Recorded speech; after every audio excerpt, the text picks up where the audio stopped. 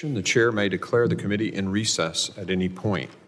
The purpose of this hearing is to receive testimony on President Biden and Secretary Mayorkas' open border policies and how these failed policies have had profound and devastating impact throughout the country. This is the first hearing in this committee's impeachment proceedings regarding Secretary Mayorkas. I now recognize myself for an opening statement. Good morning. Today is a solemn occasion as this committee begins official impeachment proceedings in the matter of Department of Homeland Security Secretary Alejandro Mayorkas and his handling of America's borders since taking office in February 2021. I wish we weren't sitting here today. I wish these proceedings were not necessary. I wish our southwest border was secure. I wish that our government was enforcing the laws passed by the Congress and doing its job to keep the American people safe. Unfortunately, Secretary Mayorkas has done none of these things. For almost a year, the House Committee on Homeland Security has conducted a comprehensive investigation into the causes, costs, and consequences of the unprecedented crisis at our southwest border. Our evidence makes it clear. Secretary Mayorkas is the architect of the devastation that we have witnessed for nearly 3 years. The findings of our investigation, available to the public at homeland.house.gov, coupled with the Secretary's refusal to change course on the reckless decisions facilitating this crisis, have left us with no reasonable alternative than to pursue the possibility of impeachment. The Secretary's actions have brought us here today, not ours.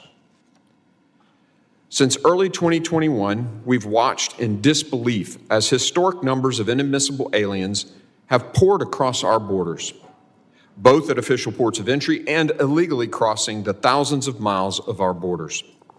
On Secretary Mayorkas' watch, Customs and Border Protection has recorded more than 8.1 million encounters at America's borders, including more than 6.7 million at our southwest border alone.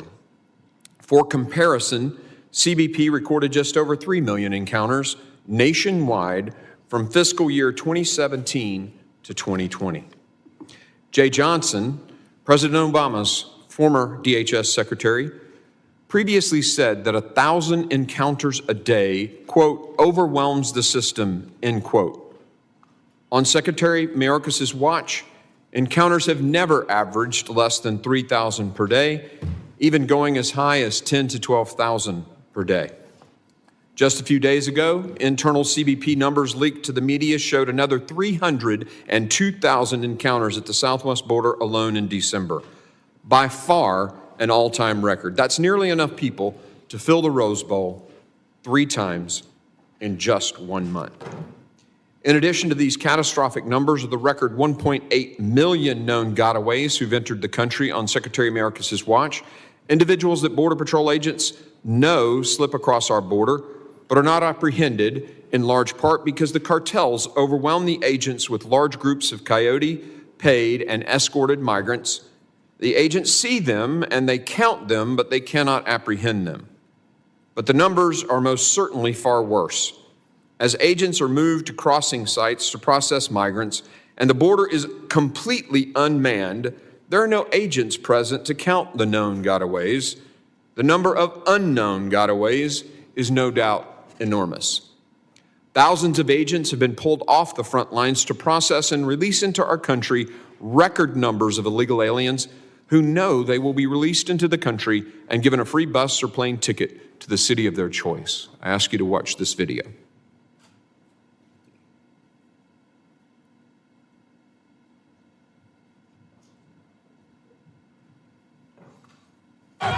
A border shutdown in El Paso, Texas, as hundreds force their way onto the Paso del Norte International Bridge. Title 42 has officially expired. Homeland Security officials say illegal border crossings topped 10,000 per day this week, the highest levels ever. Thousands of migrants in central Mexico continue to travel on freight trains and travel all the way to the southern border, arriving here in Eagle Pass. Outnumbered and out-resourced, Border Patrol agents say they are struggling to keep up with this massive influx of migrants descending on our southern border. Border Patrol clearly does not have the manpower to process the thousands of migrants here. So the situation is pretty dire. Hundreds upon hundreds of adult men who have crossed illegally, waiting here in the Arizona sun for Border Patrol to apprehend them and they hope be released into the United States somewhere. Sources telling News Nation that agents have been pulled from nearby checkpoints to assist in processing the thousands of migrants crossing into Eagle Pass every day. And this is all by design. The smugglers realize that this particular area is vulnerable. What Americans must understand today is that these historic numbers, the chaos you just saw on the screen, are the result of a much deeper problem. And that problem is not instability in other countries. It's not poverty. It's not climate change. It's not supposedly broken immigration system. All of these excuses have long predated Secretary Mayorkas' tenure, and yet we've never experienced a crisis like this. As even the New York Times admits, and I quote, push factors don't explain the entire surge, and maybe not even most of it. There have been no recent wars in Latin America, and the region's poverty rate has been flat, end quote, the New York Times. I'll also note that 2 of the 16 cities in the world with the highest murder rates are right here in the United States. No, this crisis has been intentional. Secretary Mayorkas was made aware of testimony given by President Biden's Attorney General, Merrick Garland, where the AG admitted the current policies are being exploited by the cartels. Yet Secretary Mayorkas turns around and implements additional policies to expand the catch and release measures, empowering the cartels and killing Americans. After nearly 3 years of watching this unfold, what other conclusion is there but this is an intentional crisis? Secretary Mayorkas has brazenly refused to enforce the laws passed by Congress and enacted policies that knowingly make our country less safe. What we're seeing here is a willful violation of his oath of office taken by Secretary Mayorkas. Let me repeat that, a willful violation.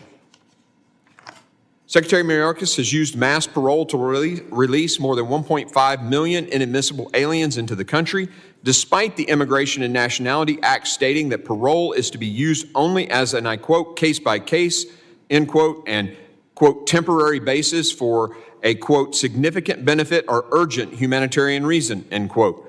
The chief patrol agent of the Border Patrol's Laredo sector told us last June that historically parole, and I quote, was used only in extreme humanitarian instances. If a child was sick, had to go to the hospital, we'd parole the parent or something like that. But that was very rare. It wasn't an everyday thing, end quote. This Border Chief is right. The scale of Secretary Mayorkas' mass use and abuse of parole is unprecedented and has been declared inconsistent with the laws passed by Congress by multiple federal judges, but remains a central component of Secretary's agenda. The Immigration and Nationality Act also requires that illegal aliens apprehended crossing the border be detained pending their removal proceedings. Secretary Mayorkas has ignored this law. In fiscal year 2013, according to DHS's own numbers, the Obama administration detained 82% of illegal aliens from the moment they were encountered until their case was decided, and another 9% were held for at least some portion of time after that. That's a pretty good track record and under a Democrat administration. In Secretary Mayorkas' first year on the job, that 82% number dropped to just 10%. Illegal aliens not detained at all jumped from 9% to 64% in FY21. In a court opinion earlier this year, federal judge Kent Wetherell wrote, and I quote, "The evidence establishes that in late January or early February of 2021, DHS made a discrete change in detention policy from release only if there is a compelling reason to release unless there is a compelling reason not to," end quote. The deputy chief of the Border Patrol's Yuma sector told our committee in September, quote, "The belief that they are going to be released with no consequences is certainly something that many migrants tell our agents," end quote. On Secretary Mayorkas' watch, that's a pretty good bet.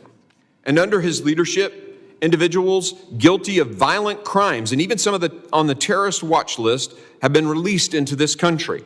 Just Monday, multiple sources confirmed Secretary Mayorkas admitted that released rates of illegal aliens are currently around 85%.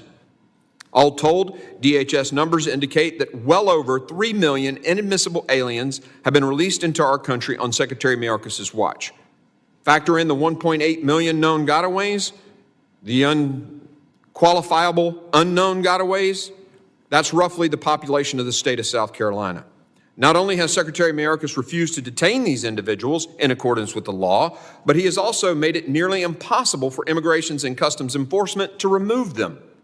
His policies have largely restricted the ability of ICE to detain and remove the population of illegal aliens. ICE removals dropped from more than 267,000 in FY19 to less than 60,000 in FY21 and 70,000 in 22.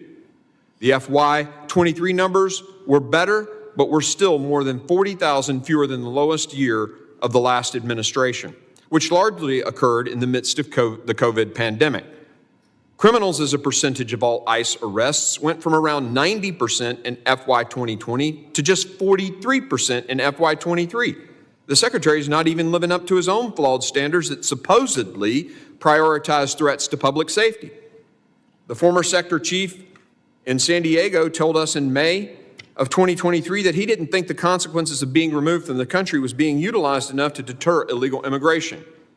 Even Texas Democrat Mr. Cuellar has said, and I quote, "If you don't detain people, if you don't send people back, then the border becomes a speed bump," end quote. On top of all this, upon entering office, Secretary Mayorkas immediately began dismantling effective policies that had secured the southwest border, despite being warned by experienced border security personnel of the consequences that would result. That, coupled with his consistent decision to double down on his own unlawful policies, indicates an intentionality to this crisis. And I must note with great emphasis, these are not simple policy differences. This is a years-long pattern of refusing to enforce the laws passed by Congress. Our investigation also uncovered the fact that Secretary Mayorkas has violated the authority of his office. Secretary Mayorkas has directed the department to create numerous new unlawful mass parole programs that have allowed an unprecedented number of individuals to enter our country who otherwise would have no lawful basis to be here, and to incentivize migrants to make the dangerous and sometimes deadly travel to our southern border.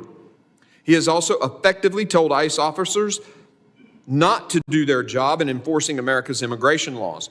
According to his own guidance to ICE, and I quote, "The fact an individual is removable should not alone be the basis of an enforcement action against them," end quote. And quote, "Our personnel should not rely on the fact of conviction," end quote, "for a flatly deportable crime, but must consider," quote, "mitigating factors that ameliorate in favor of declining enforcement action," end quote. He has even overseen the reckless and irresponsible use of federal law enforcement personnel to sweep under the rug the mess he's made at the southwest border. Border Patrol agents from the northern border have been deployed to the southwest border to assist in processing and releasing illegal aliens into the interior. Hundreds of law enforcement professionals from Homeland Security investigations have been pulled from serious investigations like sex crimes, child exploitation, and other atrocities to perform administrative functions at the border. One whistleblower claimed that his team was told to shut down its investigations and were then sent to the border to make sandwiches. The Secretary has abused his authority and put Americans at risk. Secretary Mayorkas has repeatedly lied to the American people and to the United States Congress. Our investigation uncovered more than 100 instances where Secretary Mayorkas misled the public. Notably, he claimed in April 2022 hearing to have operational control of the southwest border as defined by federal statute. This was false. He then told another lie by claiming in subsequent hearings that he does not use the statutory definition of operational control, despite doing so in that 2022 hearing. Watch for yourself. Will you testify under oath right now? Do we have operational control, yes or no? Yes, we do. And we have operational control of the borders. Yes, we do. And Congressman, we are working to... Listen what operational control defined. In this section, the term operational control means the prevention of all unlawful entries into the United States, including entries by terrorists, other unlawful aliens, instruments of terrorism, narcotics, and other contraband. Do you stand behind your testimony that we have operational control in light of this definition? I do. And Congressman, I think the Secretary of Homeland Security would have said the same thing in 2020 and in 2019. That's the definition of Based operational upon the control. definition you have, sir, up there, no. We don't have operational control. No, sir. With respect to the definition of operational control, I do not use the definition that appears in the Secure Fence Act. Do you admit that your policies have led the country farther away from operational control of the border as defined by the Congress? Congressman, no, I do not. If you will recall when you testified here in front of me when I asked that question, when you very clearly stated, we do have operational control. When presented with the actual definition of operational control, you didn't hesitate. You said, I do. And you, in fact, then referred back and said, I believe that my predecessors would have said the same thing. You looked straight at the American people, straight at me, straight at every person on this committee, and said, we have operational control. Why? Congressman, 2 points. One, you did not let me complete my answer. Two, hold on. Or give me your second point. Go ahead. Thank you. Two, the Secure Fence Act defines operational control as not a single individual crosses the border. I'm aware. I read it, and I read it to you, and you read it, and in fact, you said, I do. You didn't hesitate. You didn't say, I do. I need to explain what I mean by I do. You said, I do, over and over again. Secretary Mayorkas told this very committee in September 2021, and I quote, "The border is no less secure than it was previously," end quote. CBP recorded more than 192,000 encounters at our border that month alone, compared to around 58,000 the prior September. It was clear the border was not secure, so why did he mislead Congress? Another video, please.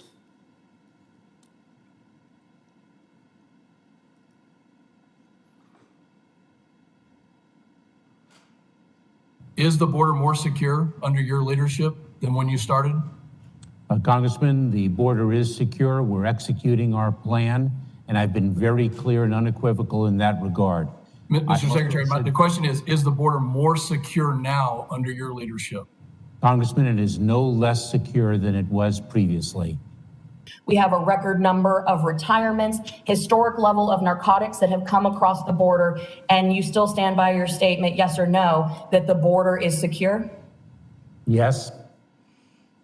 He even stood at the White House podium in September 21 and falsely accused mounted Border Patrol agents in the Del Rio sector of whipping illegal aliens crossing the border.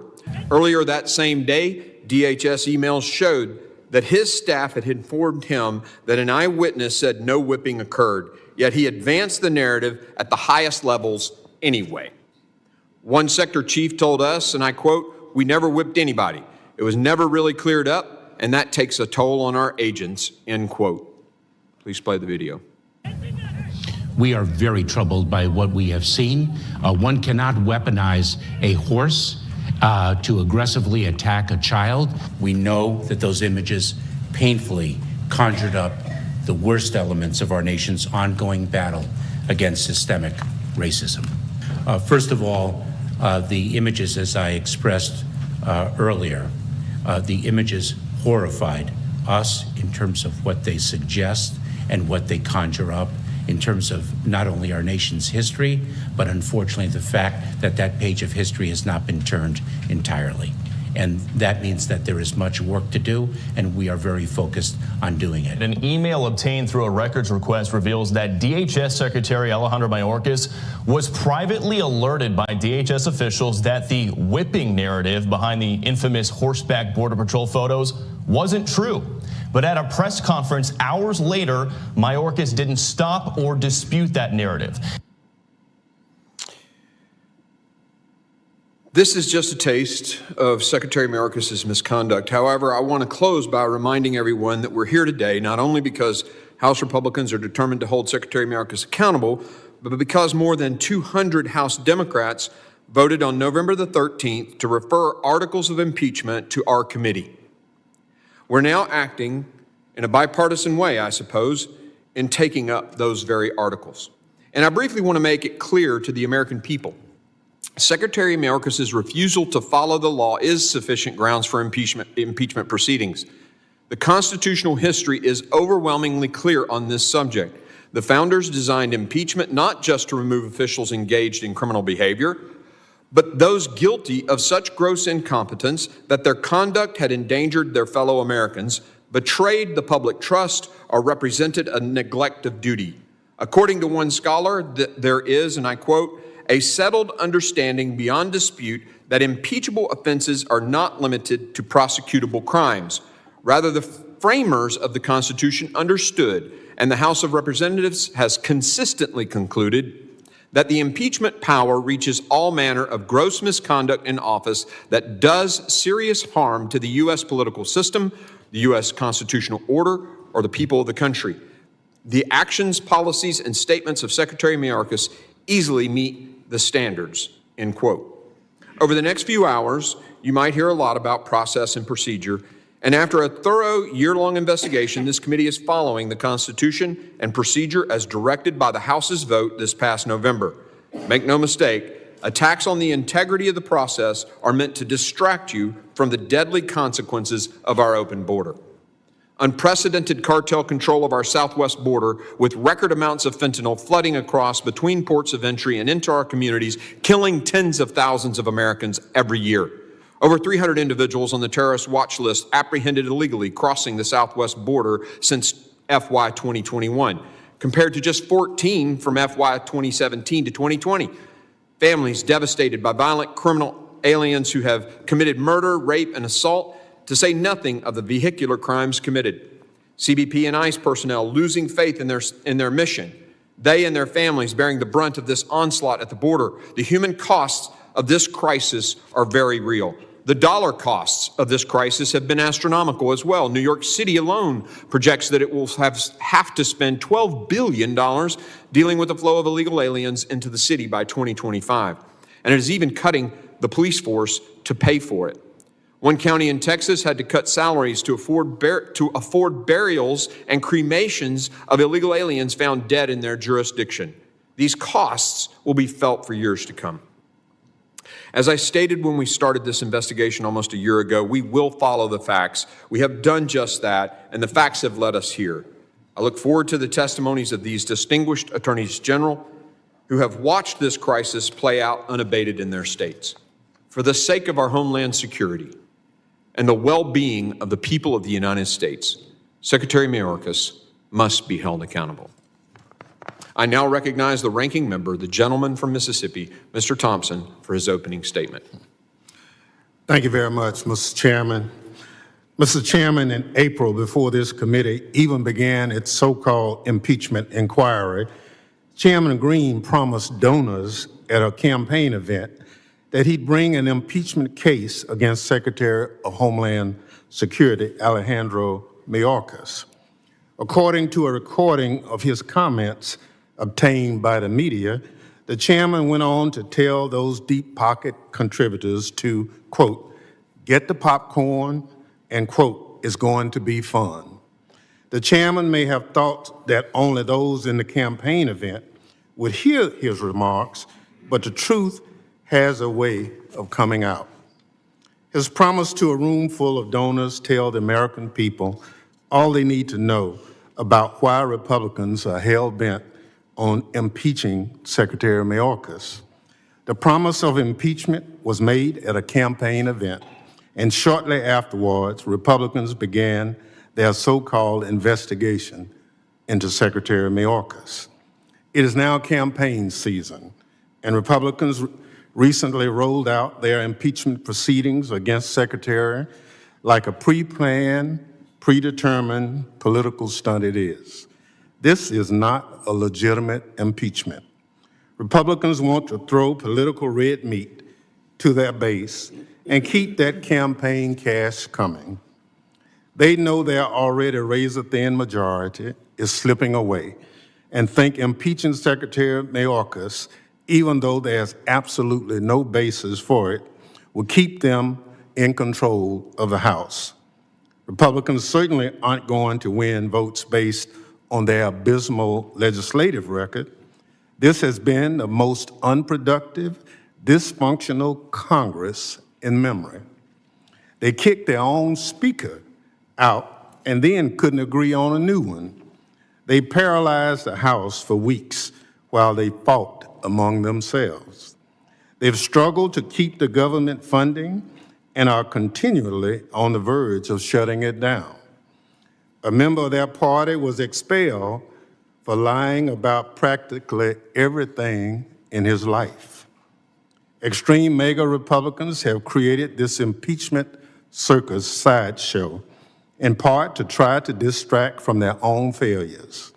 They took their sideshow on the road recently, traveling to the border to stand behind a podium, making canned speeches and posing for photo ops. But for all their border security bluster, Republicans oppose funding necessary to secure the border. They tried to cut money from Customs and Border Protection personnel and have refused to take up the president's supplemental funding requests. Chairman Green himself recently penned an op-ed saying, and I quote, "Not another dime to DHS," unquote, until the Republican border bill is signed into law, even though he knows full well that disastrous bill has absolutely zero chance of being enacted. It should be unthinkable that a chairman of the Committee on Homeland Security would threaten to defund DHS, but that's exactly what happened. This is funding our frontline border and immigration agencies need to better secure the border. Republicans have tried to excuse their opposition to border funding by claiming that Border Patrol doesn't want more funding, but that is blatantly false. In interviews with the committee, Border Patrol chiefs unequivocally supported more resources. Republicans know that. They were in the room, and they have the transcripts. But let me refresh their memory. Jason Owens, currently the chief of the Border Patrol, said, "We always need more agents." Chief Modlin in Tucson, an agency, "We need a lot more people." From Chief Heike in San Diego, "We always need resources and technology." From Chief Bovino in El Centro, "The additional resources is the correct technology assist with control of the border." And finally, from Chief Savez in El Paso, "Providing support for critical positions and resources by Congress really does impact positively the deployment of agents to the front line." Every one of these chiefs told the committee that having more resources would help them better secure the border. Republicans go to the border in dress pants and polo shirts to pose for pictures, but then leave the hardworking agents in uniform and work boots behind without the resources they asked for. Democrats want to give border agents what they need to secure the border, and Republicans do not. The truth is, securing the border isn't really the Republicans' top concern. If it was, they'd provide the people with boots on the ground at the border what they need to get the job done. Republicans would rather exploit a challenging policy issue for their own perceived political gain. Republicans disagree with the Biden administration's border and immigration policies. They're angry that this administration won't take babies from their moms or put kids in cages like the last administration. You cannot impeach a cabinet secretary because you don't like the president's policies. Let me say that again. You cannot impeach a cabinet secretary because you don't like a president's policies. That's not what impeachment's for. That's not what the Constitution says. Republicans are willing to do grave damage to the Constitution they claim to hold dear because they think it will benefit them politically. And in doing so, they are targeting Secretary Mayorkas, a public servant who spent his distinguished 30-year career serving our country as a federal prosecutor and in leadership positions across the Department of Homeland Security. The facts show Secretary Mayorkas is doing his job across the department's many critical Homeland Security missions, including border security and immigration enforcement. Despite what Republicans would have Americans believe, Secretary Mayorkas is enforcing immigration law. According to a recent analysis by the Cato Institute, someone who crosses the border under the current administration is more likely to be removed from the U.S. than someone who crossed under former President Trump. Republicans don't care about that. This impeachment sham clearly isn't about facts. It's not about the law.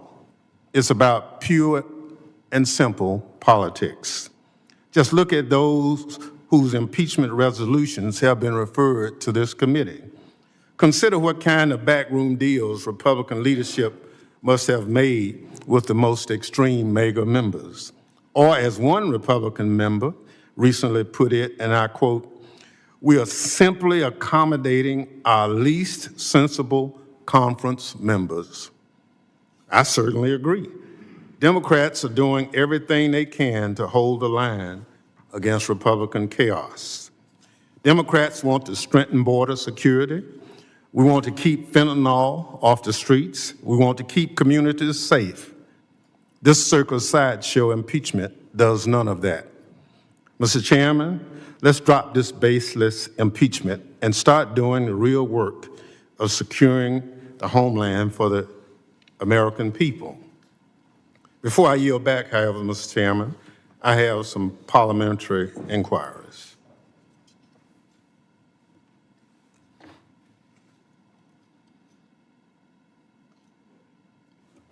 You're recognized. Mr. Chairman, isn't it true that there is no language in either Rule 10 or Rule 11 that grants the Committee on Homeland Security jurisdiction over the impeachment of any federal officer?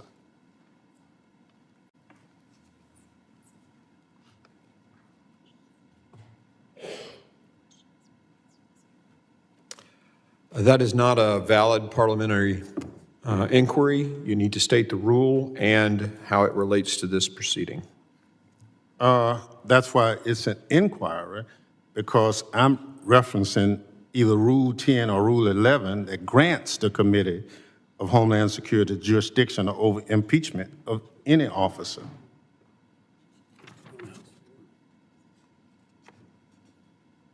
There was a vote on the House floor, actually the motion made by the Democrats, to move impeachment articles to this committee.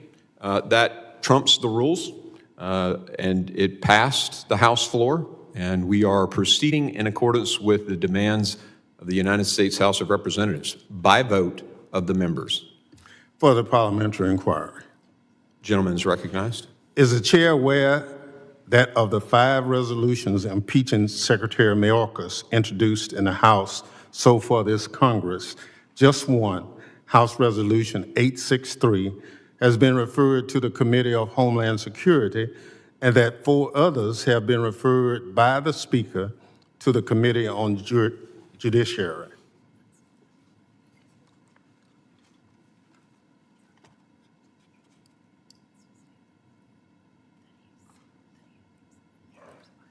Again, I need to know the rule that you think this is in violation of, so it's not a correct parliamentary inquiry. I didn't understand your ruling. Not a valid parliamentary inquiry. Further parliamentary inquiry, Mr. Gentleman is Chairman. recognized. Would the chair inform the committee of which rule or precedent supports the idea that the motion to refer overrides House rules on committee jurisdiction, particularly over a constitutional matter that should have been referred to the Committee on Judiciary? That is not a valid parliamentary inquiry. Further parliamentary inquiry. The gentleman is recognized.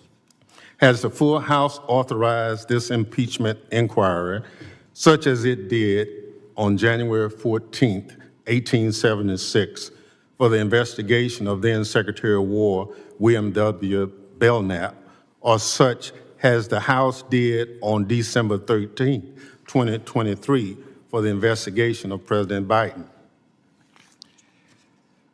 Again, not a valid parliamentary inquiry. The House of Representatives voted to send this to this committee. Further parliamentary inquiry. The gentleman is recognized. Is the chair aware that the Committee on the Judiciary adopted internal rules of procedure for the conduct of its impeachment inquiry of ex-President Trump in 2019?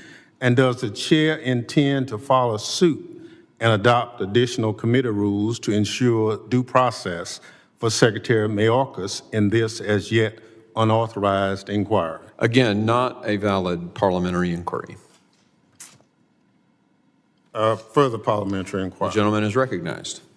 And in reference to the Secretary's right to due process, I have the following parliamentary inquiry, Mr. Chairman.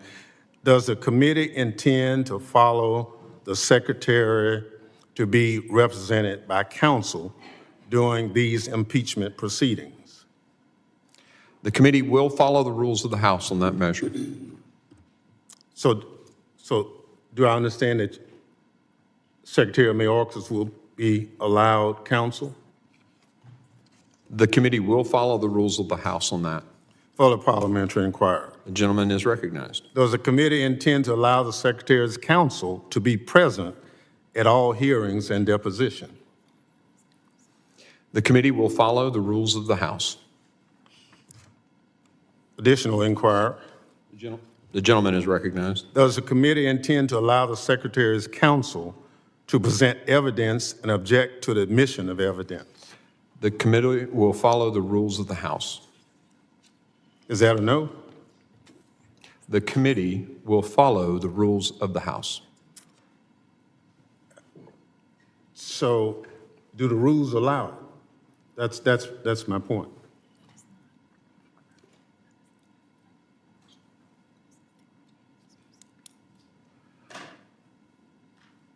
We will follow the rules of the House as they are written, and the question isn't pertinent to this committee hearing today. Well, I think we'll get to that at some point, Mr. Chairman, but I just want to go on the record in pursuit of this is that when former President Trump had impeachment matters brought before, Senator Lindsey Graham made sure that he was afforded counsel and questions and everything. And I'm just trying to make sure that we follow some kind of order in that. As I stated, Mr. Ranking Member, we will follow the rules of the House. Thank you. Further parliamentary inquiry. Does the committee intend to allow the Secretary's counsel to call and cross-examine witnesses? Again, the committee will follow the rules of the House. Further parliamentary inquiry. The gentleman is recognized. Does the committee intend to give the Secretary's counsel access to and the ability to respond to the evidence added by the committee? The committee will follow all of the rules of the House. Thank you, Mr. Chairman. With that, I yield back. Thank you, Ranking Member. Other members of the committee are reminded that opening statements may be submitted for the record. I'm pleased to have a distinguished panel of witnesses before us today, and I ask that our witnesses please rise and raise their right hand.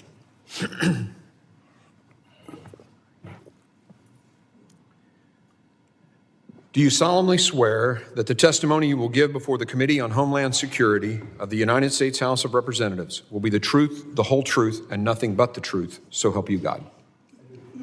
Let the record reflect that the witnesses have answered in the affirmative. Thank you. Please be seated. I would now like to formally introduce our witnesses. Mr. Knudsen, Austin Knudsen, was sworn in as Montana's 25th Attorney General on January the 4th, 2021. Prior to that, he was elected to the Montana House of Representatives in 2010.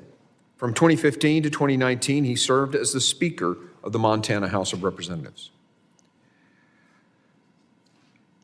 Gentner Drummond was sworn in as Oklahoma's 19th Attorney General on January the 9th, 2023. Mr. Drummond's law experience spans nearly 30 years and includes service as an assistant district attorney in Pawnee and Osage counties, and as an attorney in private practice. Andrew Bailey was sworn in as the 44th Attorney General of the state of Missouri on January the 3rd, 2023. Mr. Bailey is a veteran of the United States Army, in which he served in combat as a commissioned officer following the terrorist attacks of September 11. Mr. Frank Bowman is the University of Missouri's Curator's Distinguished Professor Emeritus and Floyd R. Gibson Missouri Endowed Professor of Law Emeritus at the University of Missouri School of Law. He has also taught at Georgetown University Law Center, Washington and Lee University, Gonzaga University, Indiana University's McKinney School of Law, Wake Forest University, and the University of Denver. And in spring of 2023, was visiting fellow at Oxford University's Rothermere American Institute. I thank all the witnesses for being here today, and I now recognize Mr. Knudsen for 5 minutes to summarize his opening statement.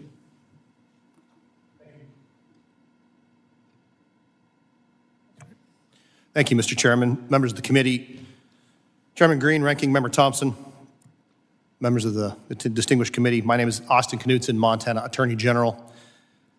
As the Attorney General and Chief Law Enforcement Officer for the state of Montana, I'm grateful for this committee's attention to how Secretary Alejandro Mayorkas' failed leadership has impacted states like Montana. The southern border certainly presents a difficult challenge for any administration, but Secretary Mayorkas and the Biden administration have absolutely poured gasoline on this fire. The southern border and the drugs flowing across it into communities large and small across our nation are ultimately the reason that I am the Attorney General of Montana today. I'm from rural Montana, where I was a private practice attorney until two drug dealers sped past my kids' school, one shooting at the other out his vehicle window in broad daylight. After that incident, I became our elected county prosecutor, where I saw what I thought were the absolute worst things possible. Babies born addicted to drugs, kids thrown into foster care because their parents would rather buy drugs than take care of them, young girls sexually assaulted by family members on drugs, people murdered over $20 drug deals gone wrong. So to say that I was encouraged by the previous administration's progress in securing our nation's border is an understatement.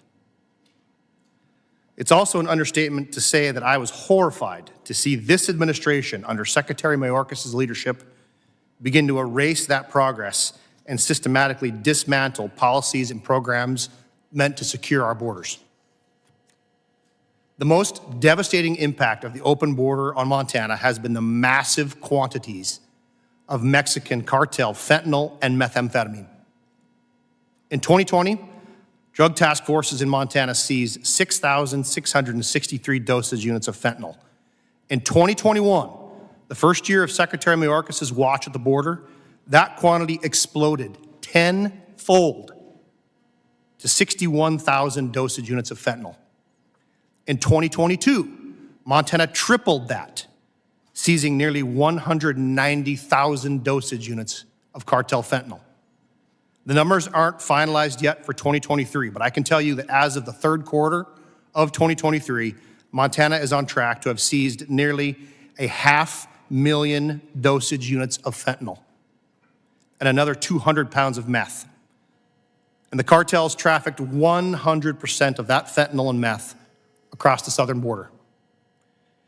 In just 1 week during March 2022, 17 people on the Blackfeet Indian Reservation overdosed on fentanyl. 4 of them died. I spoke with a woman later that year from the Fort Peck Indian Reservation, which is where I'm from. She was raising her grandkids because both of her sons were killed in 2 separate fentanyl overdose incidents. Nationwide, Indigenous people suffer the highest rate of fentanyl overdoses. In Montana, the opioid overdose death rate among Native Americans is twice that of white people. The devastation of Secretary Mayorkas' refusal to faithfully execute the laws goes beyond the deaths it causes and the anguished families left to pick up pieces. These drugs cause people to do absolutely unspeakable things. A suspect in a current drug case in Montana was taking delivery of drugs that were being supplied directly from the cartels in Mexico. She kept her minor daughter living in a yard shed and allowed the man delivering those drugs to sexually assault her daughter as part of that drug deal. In another case last year, a young mother who was homeless was able to finally find a bedroom in a house, not knowing that that room had been recently occupied by a fentanyl user. Shortly after taking residence, that mother found her 11-month-old child not breathing. Fortunately, medical and law enforcement personnel responded quickly enough to administer naloxone before the fentanyl from the prior occupant killed that infant child. The Trump administration overcame fierce opposition at every turn and was able to gain control of our southern border as no previous administration could. But all of that progress has been destroyed. Secretary Mayorkas is the architect of that destruction. The American people are watching. They know that our border was secure just a few years ago. They see the devastation metastasizing in our communities from drugs and human trafficking. The conclusion is clear. Secretary Mayorkas has violated his oath, and I urge this body to impeach. Thank you, Mr. Chairman. Thank you, Mr. Knudsen. I now recognize Mr. Drummond for 5 minutes to summarize his opening statement. Good morning, Chairman Green, Ranking Member Thompson, and members of the committee. Thank you for inviting me to participate today in this hearing on this critical issue.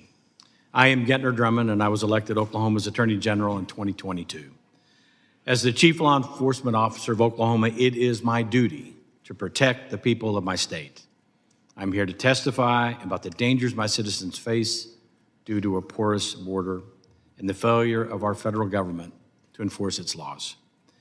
In the early evening of November 20, 2022, law enforcement responded to a quadruple homicide after a Chinese national allegedly entered a garage on a 10-acre marijuana farm in rural Oklahoma. According to investigators, the assailant killed 3 men, execution style, with gunshots to the back of their head, and 1 woman with 2 shots to her abdomen.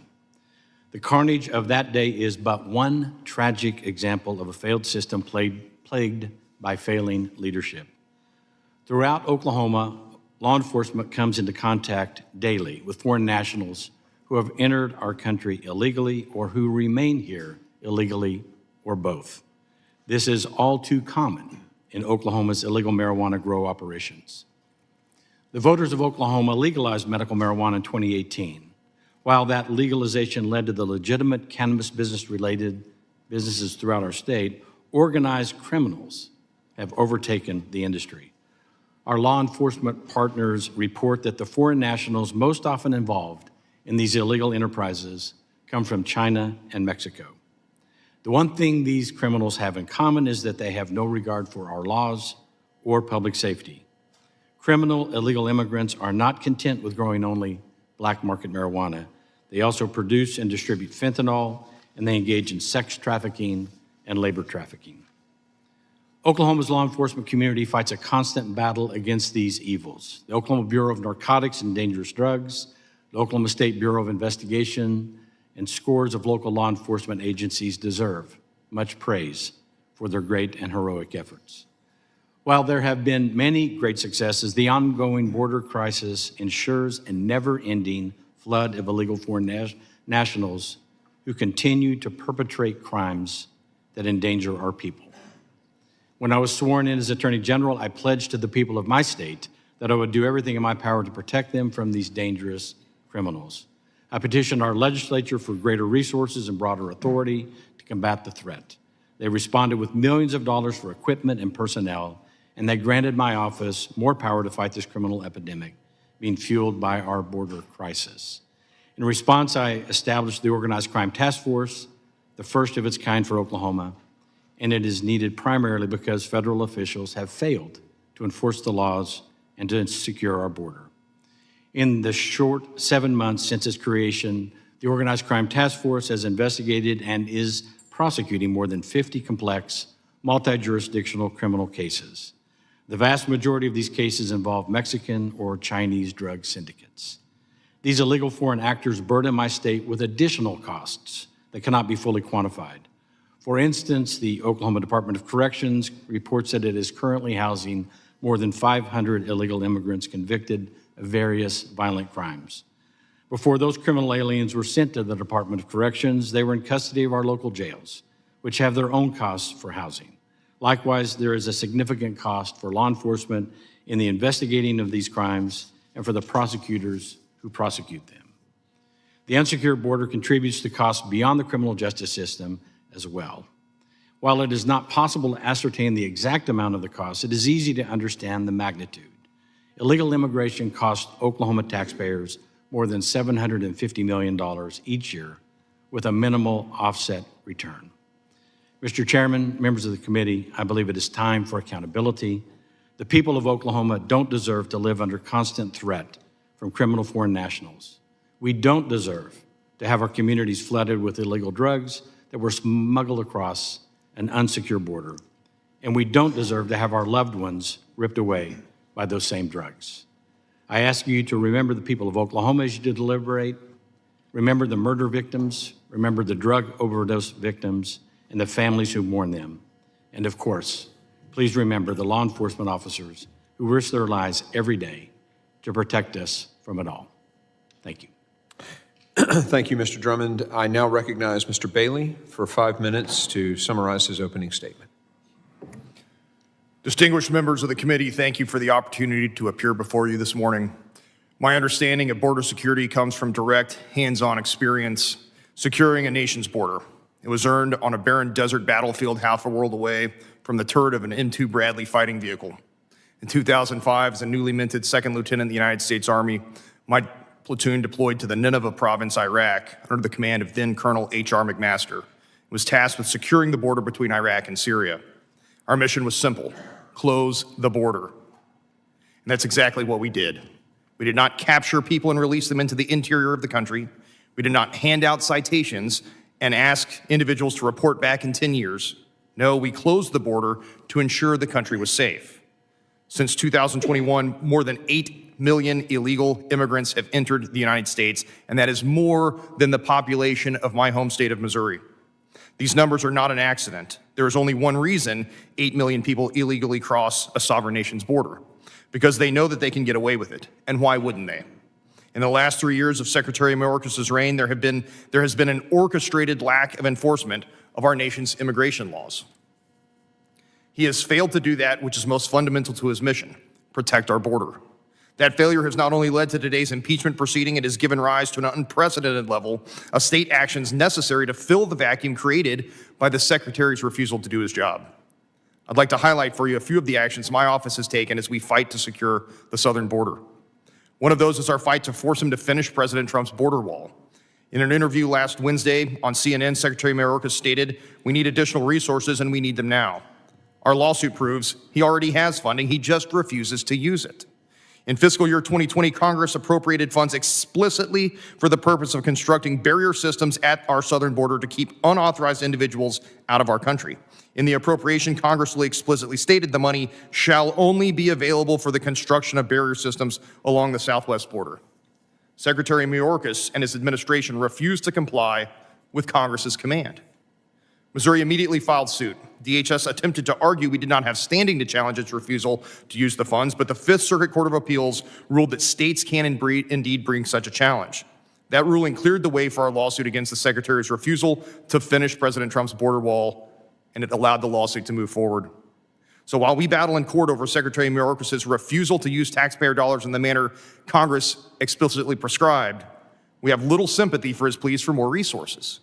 Rather than find ways to secure our border, Secretary Mayorkas has been busy enacting policies to make it easier to enter our country illegally. We filed suit again against Secretary Mayorkas for allowing hundreds of thousands of illegal immigrants to be paroled into the United States every year. Parole allows non-citizens to physically enter and remain in the United States for up to 2 years or even longer while their application is reviewed without lawful status. We also filed suit to halt Secretary Mayorkas' attempt to implement a rule that redefined what had previously been considered an illegal border crossing as a lawful pathway.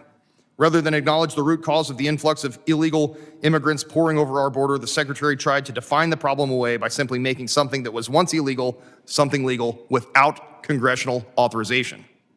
Mayorkas' process would allow vast numbers of illegal immigrants to enter the country and receive instant work authorization under bogus asylum claims.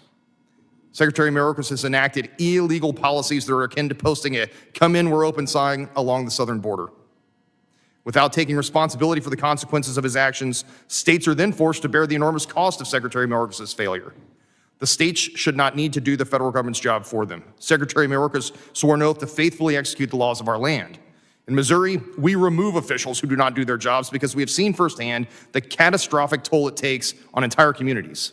My office was forced to take action to remove a Soros-backed prosecuting attorney from office for her refusal to do her job that resulted in the killing and maiming of countless Missourians. Since we took action, order has been restored to the city of St. Louis.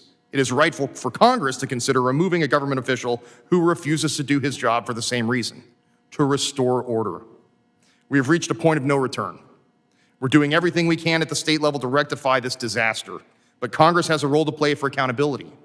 While we battle in the nation's courts, Congress must use every tool at its disposal to obtain accountability for the American people. I thank the committee for its time and welcome its questions. Thank you, Mr. Bailey. I now recognize Mr. Bowman for 5 minutes to summarize his opening statement.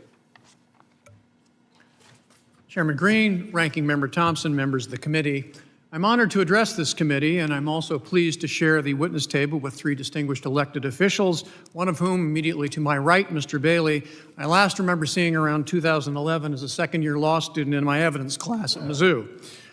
As Attorney General of Missouri, he's surely come up in the world. Congratulations to you from an old professor. I, on the other hand, remain simply an old professor. I understand this to be the first in a series of hearings on whether constitutional grounds exist to impeach Homeland Security Secretary Alejandro Mayorkas. The testimony so far has focused on the performance of Secretary Mayorkas and the Biden administration relating to immigration policy and enforcement. I'm not an expert on immigration policy. I will not comment on it here.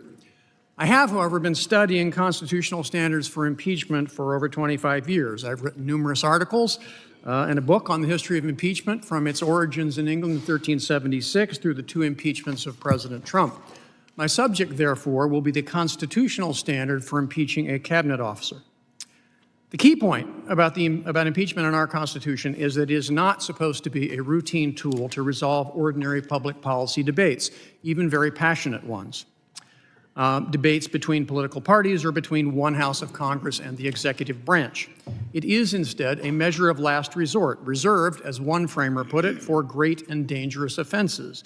In other words, for official misconduct which is extraordinarily serious in degree and critically of a type that corrupts or subverts governmental processes or the constitutional order itself.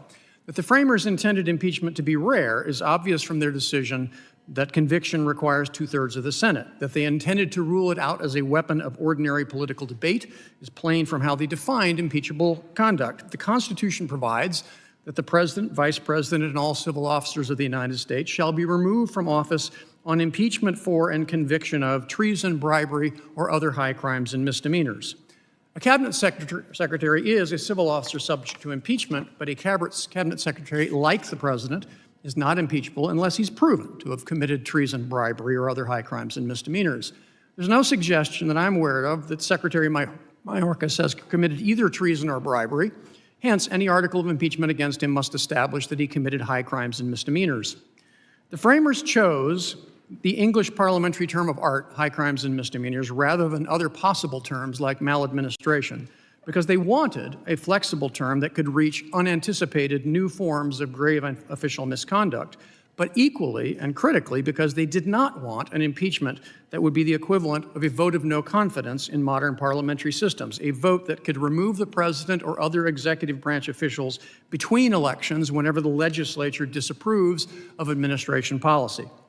For over 2 centuries, students of the Constitution have universally agreed, in the words of the great impeachment scholar Charles Black, that whatever may be the grounds for impeachment and removal, dislike of a president's policy is certainly not one of them.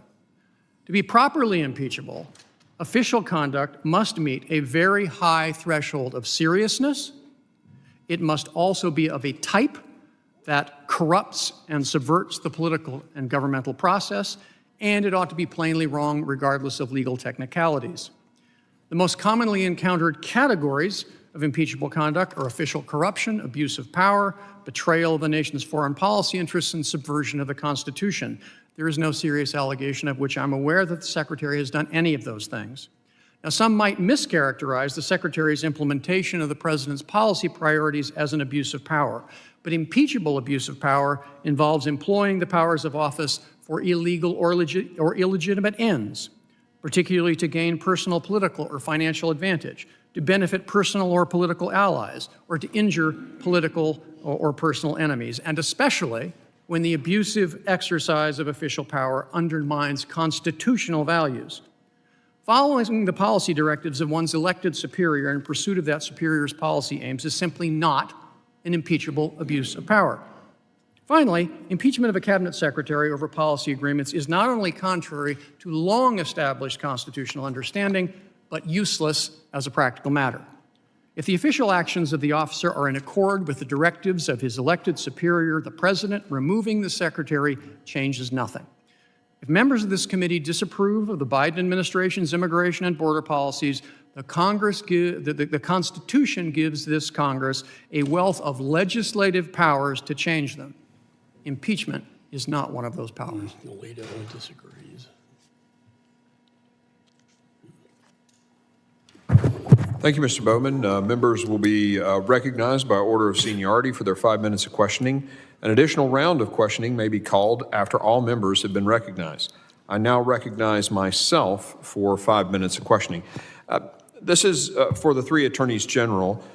Do you believe that Secretary Mayorkas has failed to enforce or has subverted laws passed by the United States Congress? And we'll start and go left to right.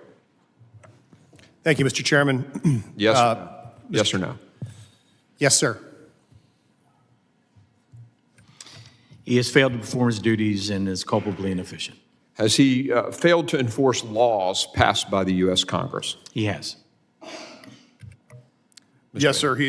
Secretary Mayorkas is acting in violation of the law and in violation of constitutional order by negating Congress's appropriations authority and directives in the appropriations bill and undermining the rule of law by perverting the plain text of the statutes as it relates to the parole process and its promulgation of the circumvention rule. Thank you. Do you believe that Secretary Mayorkas, again, we're going to hit the three of you, do you believe that Secretary Mayorkas has defied court orders issued by the United States courts, which I can cite if you want me to, but I'm sure you're probably aware of them. Do you believe that Secretary Mayorkas has defied court orders issued by the courts, federal courts? Yes, Mr. Chairman. Yes. Yes, and it should never come to having to go to court against Secretary Mayorkas because he should be following the laws enacted by this body. Thank you.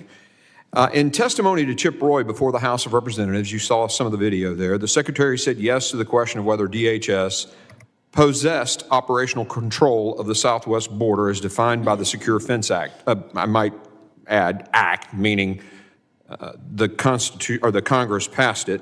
In subsequent testimony to the Senate, Secretary Mayorkas stated that no one has ever had operational control of the border and that he does not use that definition of operational control as defined by the Secure Fence Act. Given these statements, do you believe that Secretary Mayorkas misled Congress while under oath in describing DHS's operational control of the border? Again, gentlemen, the three of you. Yes, Mr. Chairman, I do. I believe that he politicized his answer and failed to be authentic. Yes, absolutely. Attorney General Merrick Garland acknowledged in testimony to the United States Senate that drug cartels were exploiting the current Mayorkas policies in order to traffic humans and harmful drugs into the United States. Secretary Mayorkas on March 28, 23 stated that he was unaware of this. Now, we of course informed him, now armed with this knowledge, Mayorkas continues the same policies, in fact doubling down with newer policies that even exacerbate the same horrible outcomes. Do you think Secretary Mayorkas is doing this with full knowledge that these cartels are exploiting his policies? Mr. Chairman, there's no doubt there's ample evidence out there that human trafficking and drug trafficking are increasing at an exponential level at the southern border, yes. And Mr. Chairman, based on my testimony today and the facts that are well known by the Secretary, there's a porous border that's feeding constantly illegal actors in Oklahoma.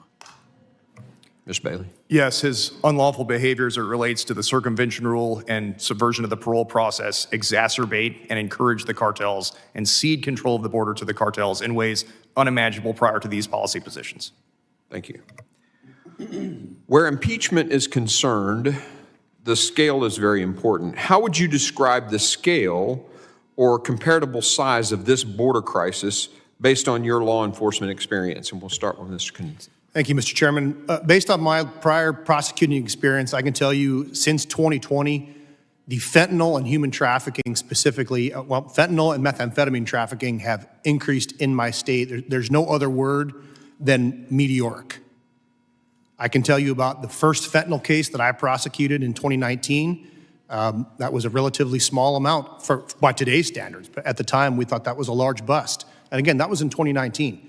Our seizure numbers from our various drug task forces, our various federal partnerships bear that out categorically.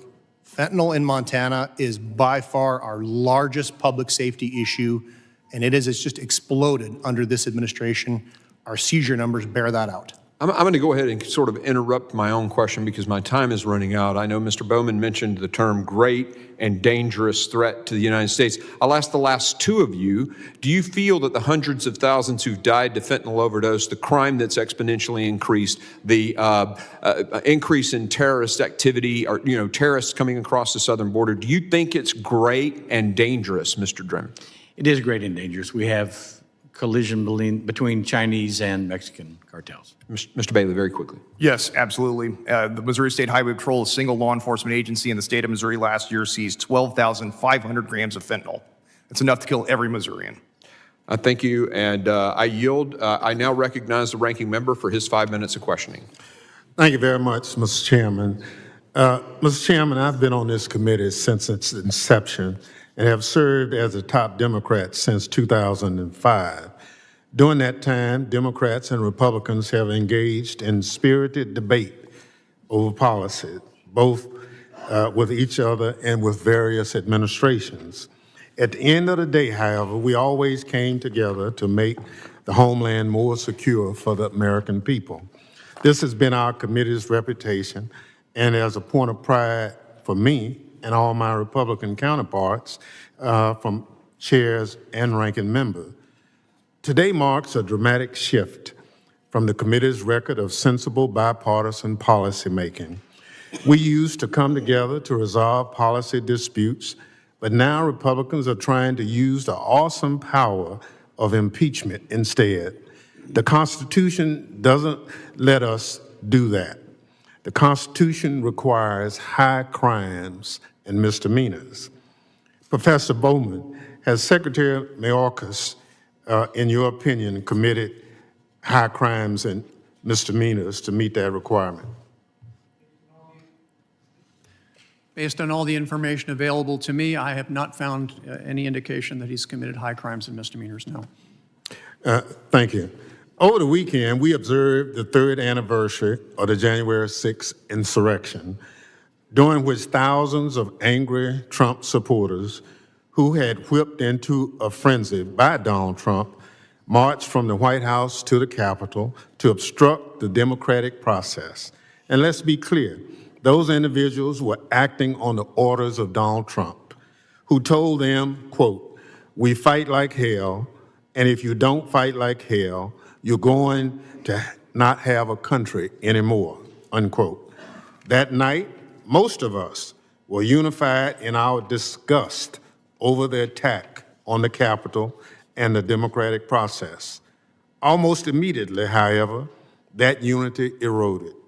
In the end, only 10 Republicans voted to impeach Donald Trump for engaging in high crimes and misdemeanors by inciting violence against the government of the United States. Professor Bowman, as a constitutional expert, would you agree that inciting an insurrection to obstruct a peaceful transfer of power is an impeachable offense? I do agree, And I think it's notable that not only did 10 members of this body vote to impeach Donald Trump, but when the case went to trial in the Senate, 7 Republican members of the Senate voted for that precise proposition. There was indeed a majority for convicting Mr. Trump of high crimes and misdemeanors, albeit not the 2/3 majority that was required under the Constitution.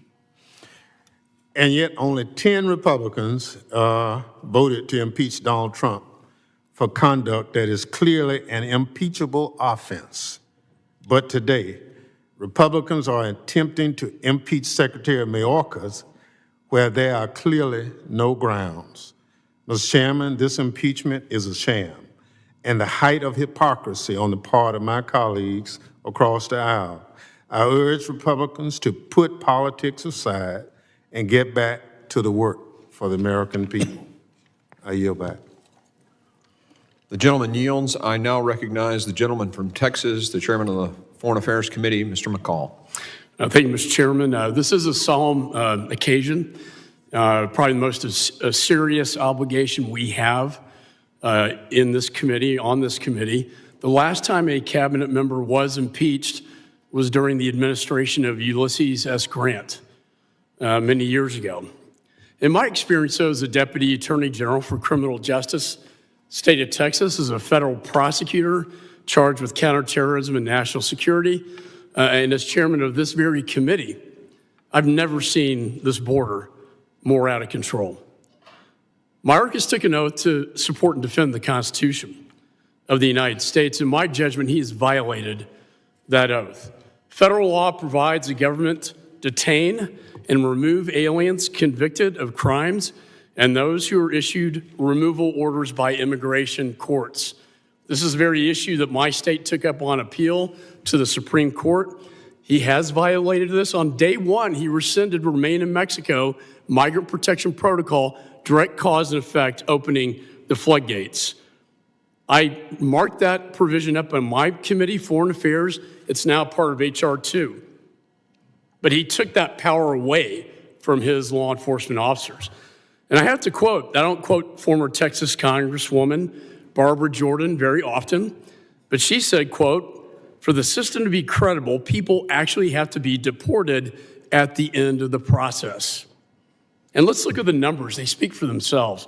8 million encounters under this administration, 2.3 aliens in the interior of the United States with no legal status, enough to fill up 13 states. Just last month, we had over 300,000 trying to get into the United States. Over 300 on the terror watch list have gotten into the United States. When I chaired this committee, that was a big red flag, and the FBI director said so when he testified as well. Over 200,000 Americans have died from fentanyl. I personally went to a funeral last Saturday. One of my children's friends died from Xanax laced with fentanyl. 200,000 Americans, that's more than triple the number of Americans who died in the Vietnam War, to put that into perspective. The Secretary has emboldened a criminal enterprise and the biggest human trafficking scheme in my lifetime. He terminated MPP. Chief Ortiz noted that had a direct cause and effect. And when Mayorkas went down to the border, they turned their backs on him because, quote, "Sir, you have turned your back on us." My state has spent almost $14 billion just this cycle. We've allocated $9.6 billion to Operation Lone Star. My governor bussed illegals to sanctuary cities and states around the country to showcase what we are experiencing, and you are as well in your states, every single day. And the damage was clear. The Supreme Court did note the damage, but said that this had to be resolved outside the courts. In other words, they said that Congress had to address this either through appropriations, oversight, and in Sam Alito's decision, yes, through impeachment. This is the legal justification for these proceedings. The founders believed impeachable offenses included corrupt administration, neglect of duty, and official misconduct. At the Constitutional Convention, they said this. Alexander Hamilton asserted abuse or violation of public trust was impeachable. Justice Story, Supreme Court, public office is a public trust, and a violation of public trust is sufficient. I find this to be a profound violation of public trust. Alexander Hamilton stated in Federalist Paper 65, the subjects of impeachment are a nature which may be denounced political, as they relate chiefly to injuries done immediately to society itself. My God, what about the injuries done to society that we've seen? To our three illustrious attorneys general, please tell me the injuries done to your societies back home, and do you think this secretary merits and that impeachment is warranted in this case? Thank you, Representative. I think the most powerful statistic I can give you from my state is our confirmed state crime lab fentanyl overdose death rate. Since 2019, Montana's confirmed fentanyl overdose deaths have increased 1,700%. Congressman, I think that is the absolute strongest indicator. We know where these drugs are coming from. It's not a political statement of mine. It's not an opinion of mine to say that 100% of that fentanyl came from the Mexican drug cartels. We know that to be true. We get that from our federal partners in the DEA. We get that from all of our drug task forces and all the law enforcement agencies that are under my purview. Just real quickly, General Drummond and Bailey, just very quickly. We have witnessed a mass collusion between Chinese nationals coming through the southern border in concert with Mexican cartels. 1,500 fentanyl deaths, 43 children dead from accidental poisoning from exposure to fentanyl, $114 million borne by taxpayers and increased healthcare costs. Thank you. I yield back. The gentleman yields. I now recognize Ms. Sheila Jackson Lee of Texas, the gentlelady from Texas, for her 5 minutes of questioning. Mr. Chairman, I thank you for yielding. I almost don't know where to start, and certainly will find the 5 minutes to be underwhelming in terms of the time that I need. I do want to express my solemnity and humbleness and expression of appreciation for having the honor of serving on this committee, even in the midst of the horrific 9/11. It seems that this committee always rises to the occasion to be the problem solvers. And I clearly am someone who has lived the immigration story coming from Texas, and I would certainly have a different view than my friend and colleague who has just spoken about the actions that have been taken as children and families have been manipulated as if they are inhuman. I do think that one of the highest callings of this committee is, in fact, to do the bidding of solving the nation's immigration problems. And as a member of the Judiciary Committee, I have over the years introduced comprehensive immigration reform legislation year after year after year. And so I am certainly willing and able to be part of the solution for the three attorney generals, of which I am a lawyer. Certainly served in capacities to realize the important work that you do. But I must join in the sadness of this day. The sadness of this day because it is not constitutionally grounded, it is not constitutionally sound, it is not going to save any lives at all, and there is nothing that you have put forward today that evidences in any way a impeachable offense by Secretary Mayorkas, the first immigrant to serve in this position. A dislike of the president's policy is not a basis for impeachment. A basis for impeachment is corruption, abuse of power, betrayal of the nation. And that is, of course, allegations. You, as witnesses, I am sorry to say, Mr. Chairman, have borne no testimony that indicates that Secretary Mayorkas has done any of that. So I thank the ranking member for his earlier eloquent words on this shameful, fraudulent impeachment inquiry, where we are not fixing the immigration issues that my constituents in Houston need. At the onset, I'm reminded of the words of the Representative Barbara Jordan, complete difference from what I heard her quoted before. I know that she did an excellent job in trying to frame the immigration issues of years past. My predecessor represented Houston like I do. She endorsed me, glad to say a mentor. Like her, my faith in the Constitution is whole. It is complete. It is total.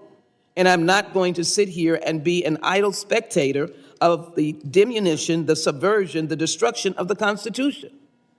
Because the Constitution said to create a more perfect union, to instill justice. That is what this inquiry is, a diminution, a subversion, and a destruction of the Constitution of the United States. I cannot stand for that. Mr. Chairman, impeachment is one of the absolute powers Congress has to ensure against an executive might, as James Madison explained at the Constitutional Convention, quote, pervert his administration into a scheme of speculation or oppression. The men present in Philadelphia some 236 years ago were deliberate. They were intentional.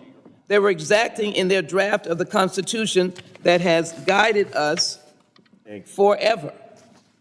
These are their words and the words of our Constitution, the legal standard by which we are solemnly consider whether to exercise this extraordinary power. Article 2, Section 4 guides, and I quote, the President, Vice President, and all civil officers of the United States shall be removed from office on impeachment for the conviction of treason, bribery, or other high crimes and misdemeanors. That is our standard. Treason, bribery, high crimes, and misdemeanors. Professor Bowman, in your review of Congressman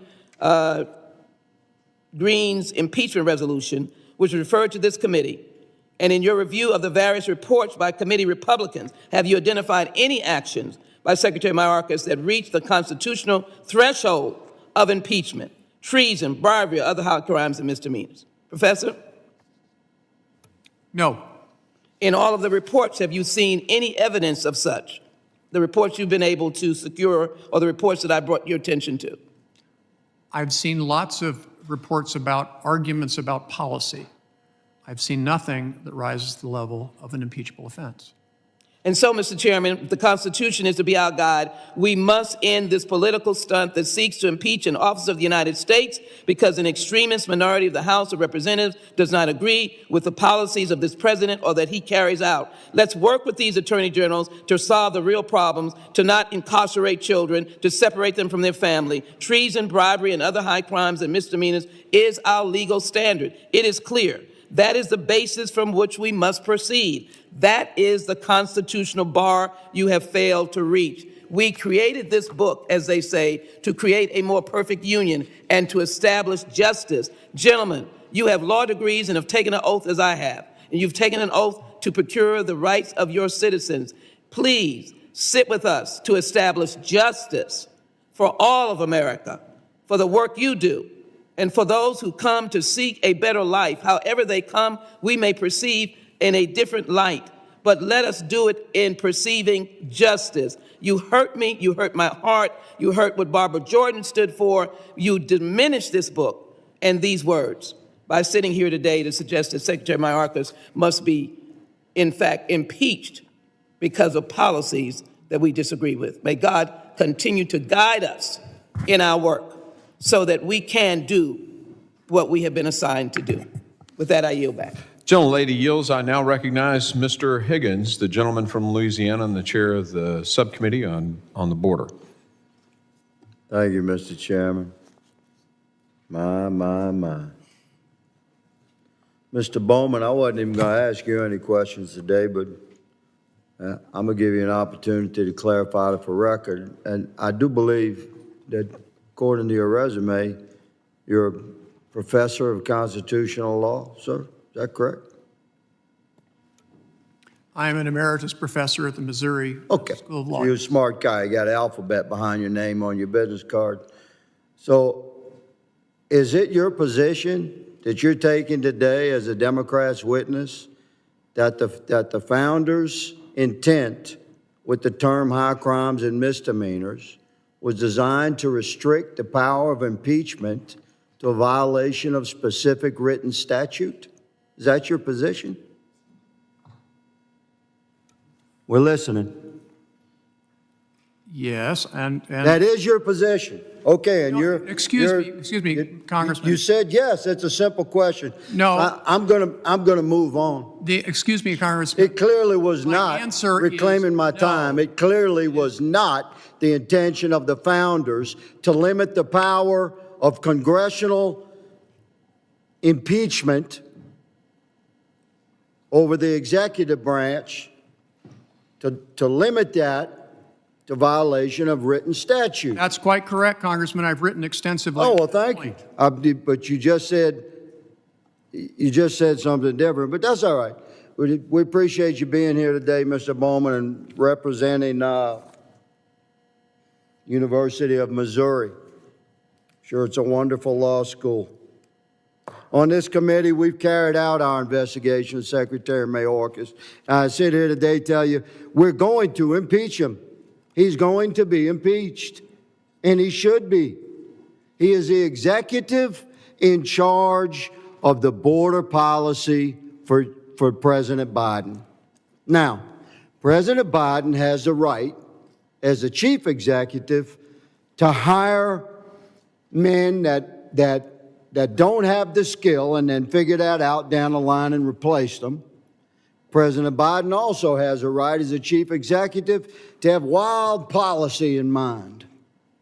But the executive that sits on his cabinet, that's in charge of actually enforcing those policies, that has the law enforcement experience to know when those policies are going to bring injury upon our country, that executive has a responsibility to advise the president that his policies are not only not working to secure the border, they're actually bringing injury upon our country.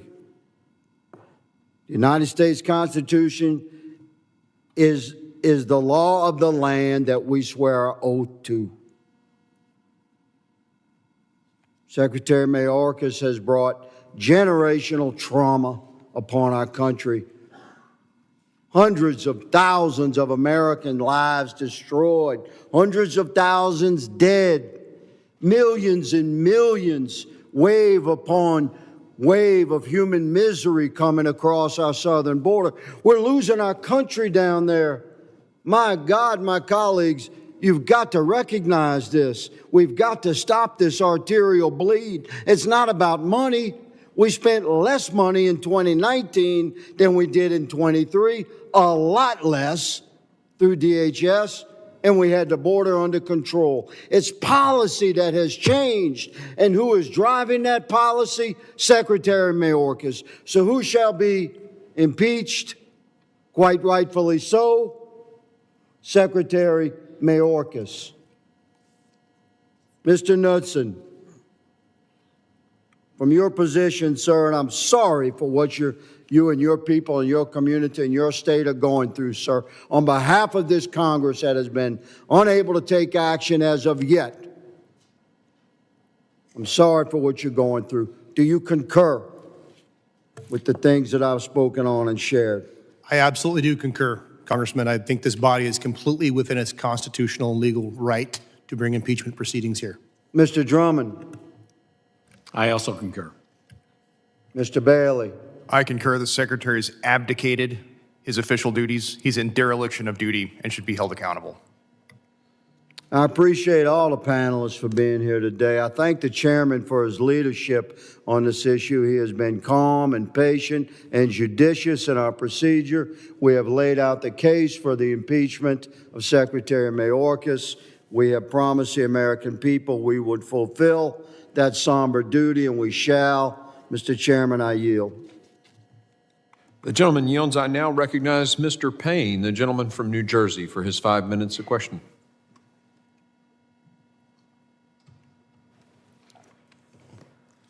Thank you, Mr. Chairman.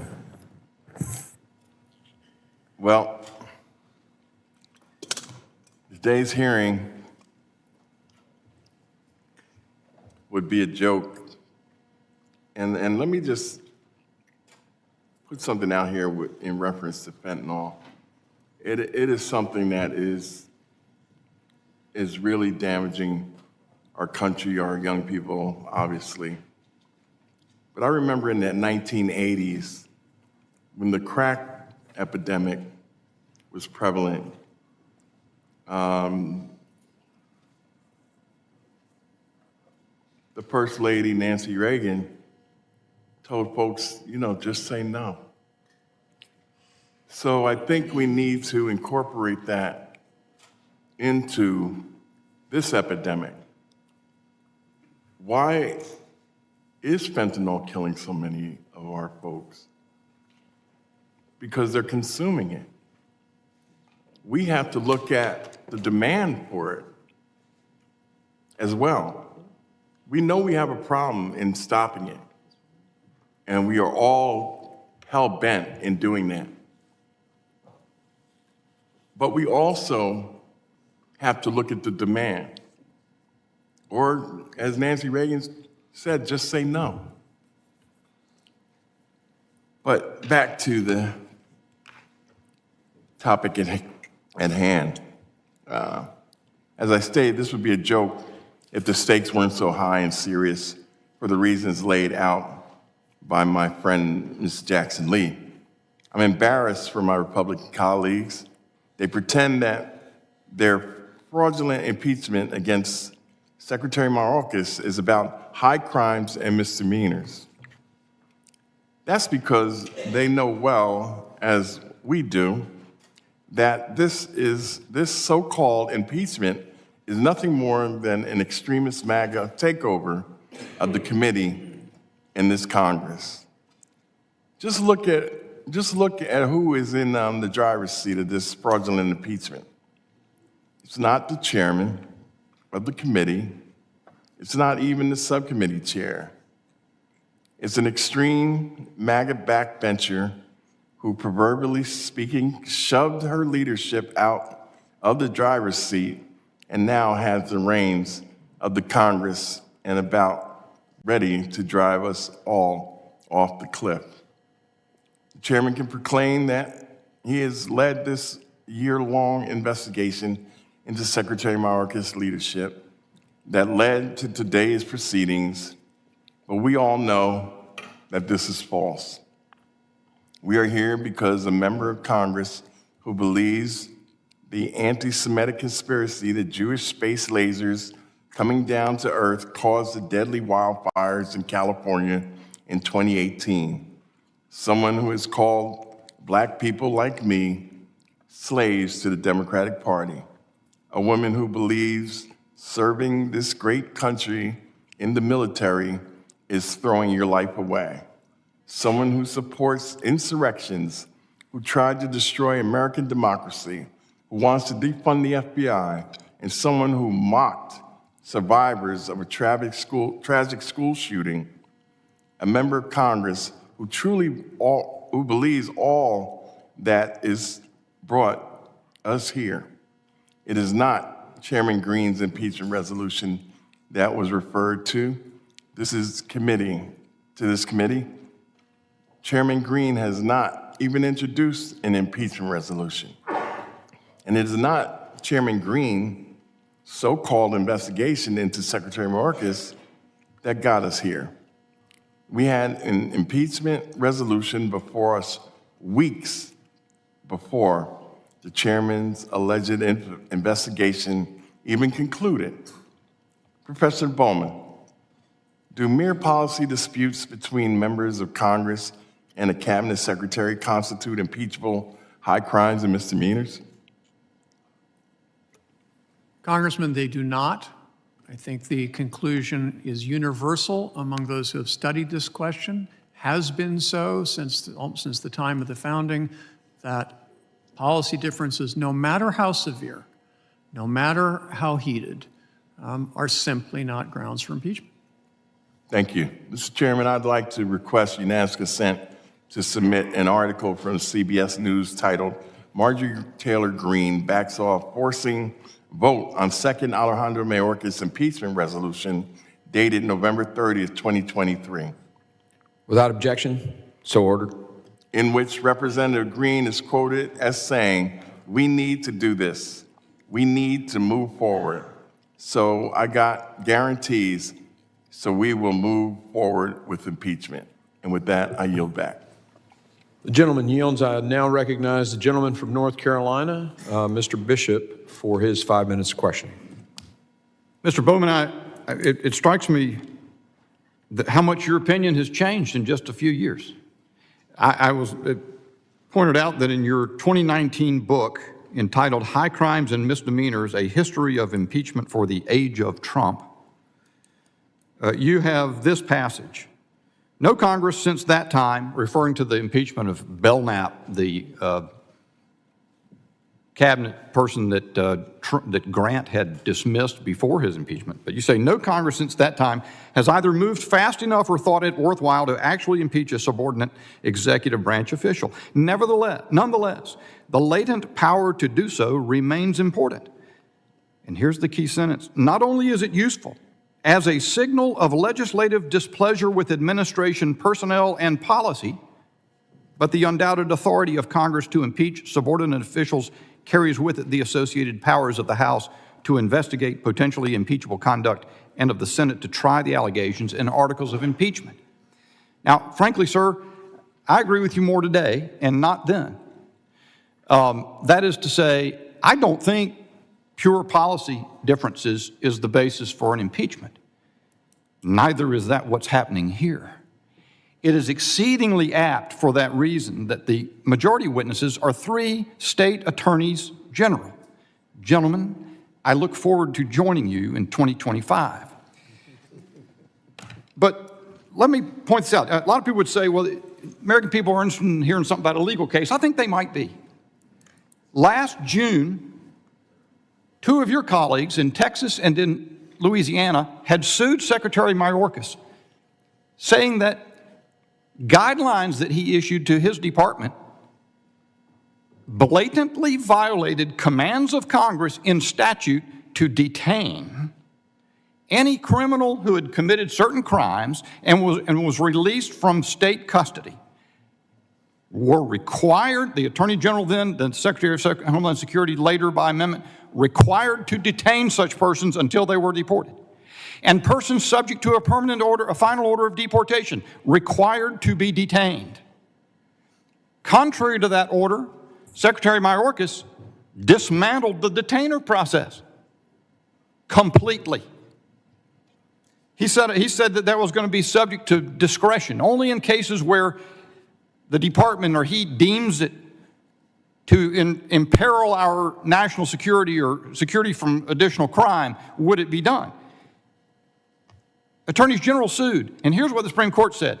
You don't have standing. We can't hear from you. We can't settle this. Here's what Alito said in dissent. The Congress, to put the point simply, Congress enacted a law that requires the apprehension and detention of certain illegal aliens whose release it thought would endanger public safety. The Secretary of DHS does not agree with that categorical requirement. He prefers a more flexible policy.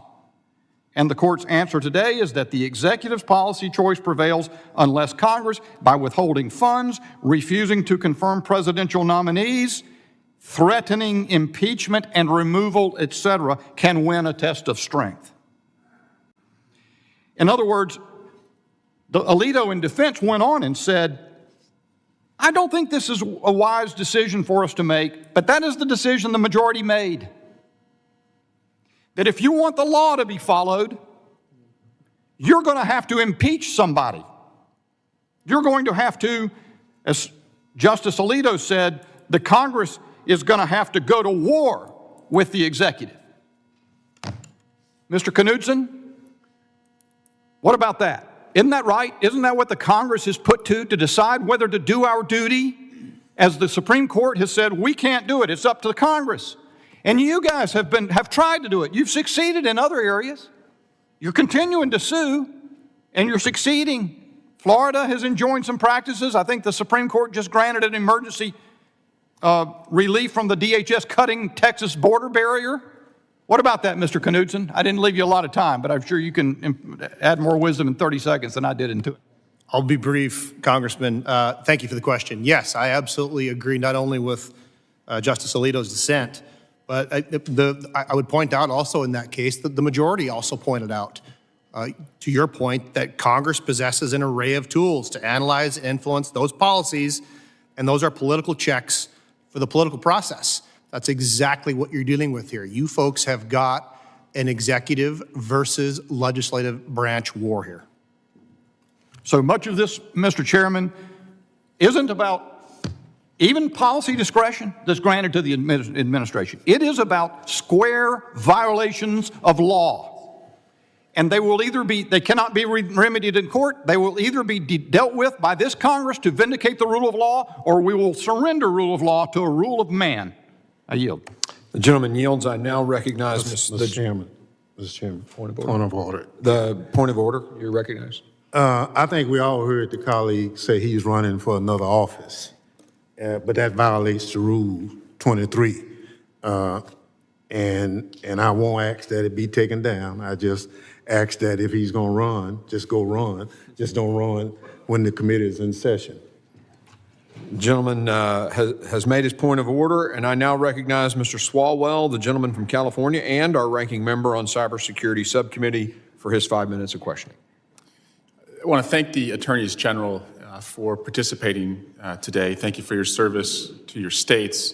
I was a prosecutor before coming to Congress. I missed that job. My father was a cop. My brothers are cops. And it seems like we've got a pretty educated group of Attorneys General here. Mr. Knudsen, you went to Montana Law School, right? Yes, Representative. Great. Pretty good law school. Mr. Bailey, University of Missouri, is that right?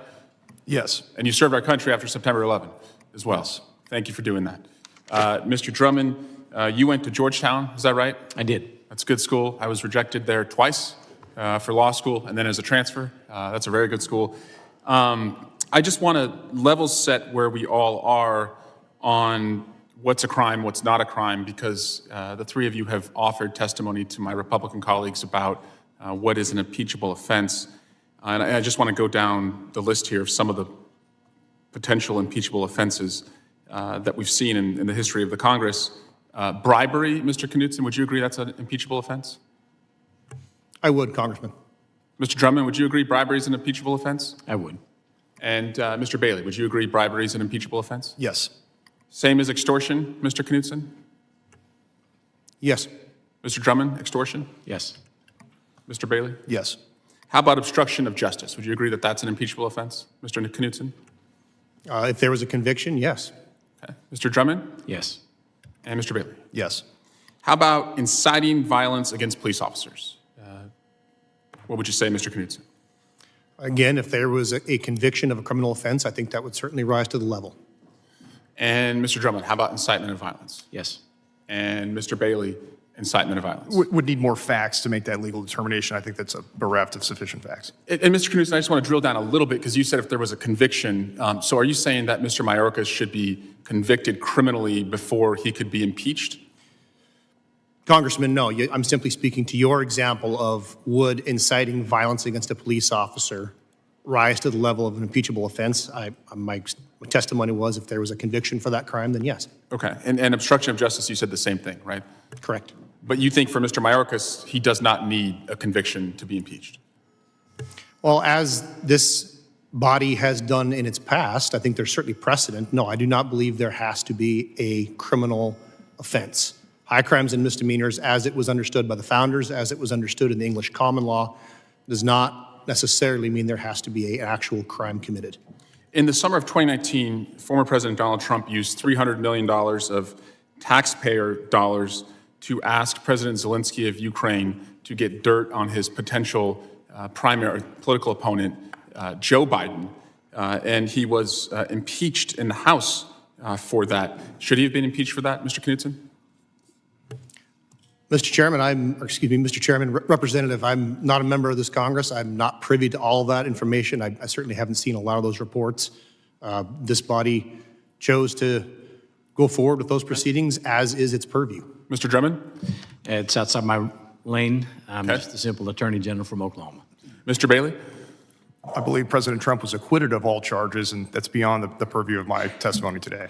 On January 6th, he incited and aimed a violent mob at the Capitol. 6 police officers would later lose their lives. 1 lost a finger, 1 lost an eye. The president was impeached. 10 Republicans voted for that impeachment. Mr. Knudsen, should he have been impeached for that? Yes or no? Mr. Chairman, Representative, he was. Okay. Mr. Drummond? He was impeached for that. And should he have been? I don't have an opinion on that issue. Okay. Mr. Bailey, what do you think about that? He was acquitted of those charges. Okay. So what's interesting to me, and again, I respect that you all are here, is that when you've testified to Mr. Mayorkas' conduct, and you believe pretty clearly that he can be impeached for his conduct, but when we go through pretty egregious conduct of using taxpayer dollars, of inciting and aiming a mob, having the greatest attack ever on this Congress, this Capitol, our Constitution, you don't want to comment on it at all.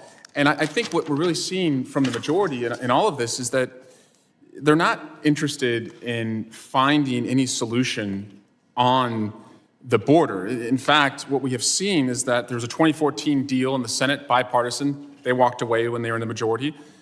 Speaker Johnson has said that he will refuse any additional funding for the border. And now we have witnesses who, again, want to comment only on Mayorkas, but don't want to comment on President Trump.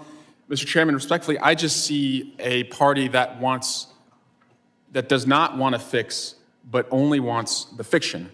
And with that, I'll yield back. Gentleman yields. I now recognize the gentleman from Florida, Mr. Jimenez, for his 5 minutes of questioning. Thank you very much. And I was fascinated by my colleagues' questioning, line of questioning. Somewhere I was going to go to, maybe not as quite as eloquently as him. I'm not running for Attorney General or anything. Mr. Bowman, you say in your testimony, written testimony, and some of the foundational requirements for impeachable high crimes and misdemeanors is that they must be extraordinarily seriousness and ought to be of the type that corrupts or subverts governmental processes or the constitutional order. And I find that, I underline that specifically because I wanted to ask you, do you believe that the death of 200,000 Americans from fentanyl overdoses, is that extraordinarily serious? It's certainly a serious matter, and one that has to be addressed by this body by exercising its constitutional legislative powers to work with the executive branch to address the policy. The problem that you have, that you're confronting here. That's good. I'm gonna reclaim my time now that you've answered the question. Thank you very much. Okay, and it ought to be of the type that corrupts or subverts governmental processes or the constitutional order. Now, I'm not a constitutional scholar, et cetera, but I do believe that the Constitution is set up to have three distinct branches of government. You have legislative, you have judicial, and then you have the administrative branch. And the founding fathers wanted a balance of power. Is that what you get from the Constitution and the founding fathers, what they wanted to do? The balance of power? Mr. Bowman? Indeed. Okay. And so it's up to the legislative branch to actually create the laws, and the will of Congress is supposed to be then carried out by the administrative branch. Am I off on that, or is that what the founding fathers thought should have happened? In general, yes. Okay. And so we have this issue of policy versus law. And if I get you right, you believe that this is a question of policy, but I don't believe it's a question of policy. I believe it's actually a question of violating the law. The law clearly states that people coming into the United States or people seeking asylum in the United States, two things happen to them. They're either detained here in country, or they're detained in another country waiting the outcome of their asylum hearing. That's what the law says. The law also says that the executive branch actually has the right to parole, but on a case-by-case basis, not mass parole.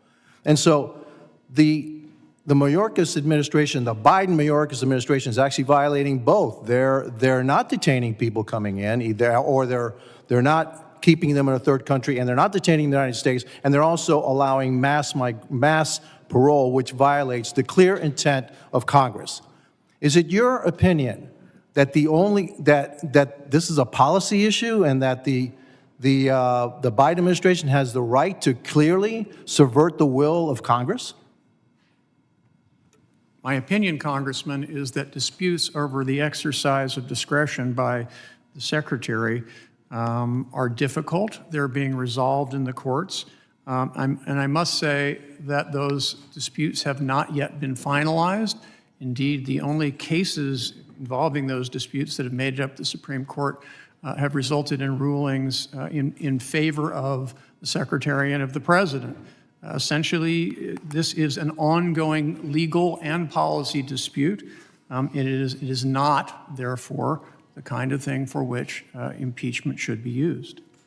Well, I believe that, that we're at a crossroads here, because I do believe that we, Congress, have given way too much leeway to the administrative branch, if that's the case. This is clearly the intent of Congress was people coming to the border need to either stay in another country or they need to be detained. And it clearly was that parole was to be done on a case-by-case basis. Now, I don't believe that there's an issue of policy. It's an issue of violating the law. And that violation of the law has actually led to mass suffering in the United States, 200,000 Americans dying because of fentanyl overdose. And I disagree with my colleague on the other side that says it's a question of voluntarily stopping using drugs. Actually, a lot of these deaths are caused by people that don't even know they're taking fentanyl. They're thinking they're taking something else. And it's laced with fentanyl. And so, if we're down to that, where every single time that there is that the administration decides to violate the law, that we have to impeach somebody, I guess then we need to impeach somebody. And so with that, I yield my time back. The gentleman yields. I now recognize the gentleman from California, Mr. Correa. Thank you, Mr. Chairman, and I kind of agree with Mr. Godinez and some of the comments he made. Before I get into my presentation, I'd like to present a article submitted for the record titled 2023 Year in Review, Secretary Mayorkas champions department-wide efforts to save lives and prepare for the 21st century security challenges. Without objection, so moved. And I want to thank our witnesses for being here today. I'm glad you're here talking about those things that are important. You spoke passionately about fentanyl, the damage that's caused to our communities. I'm with you on that one. Back home on Main Street, a lot of deaths, a lot of pain because of fentanyl. My investigation of this issue, 90% of fentanyl, more like 95%, comes through our ports of entry. And 65% comes through one port of entry, the San Isidro port of entry. And most of that, the majority, vast majority, is smuggled by American citizens and green card holders.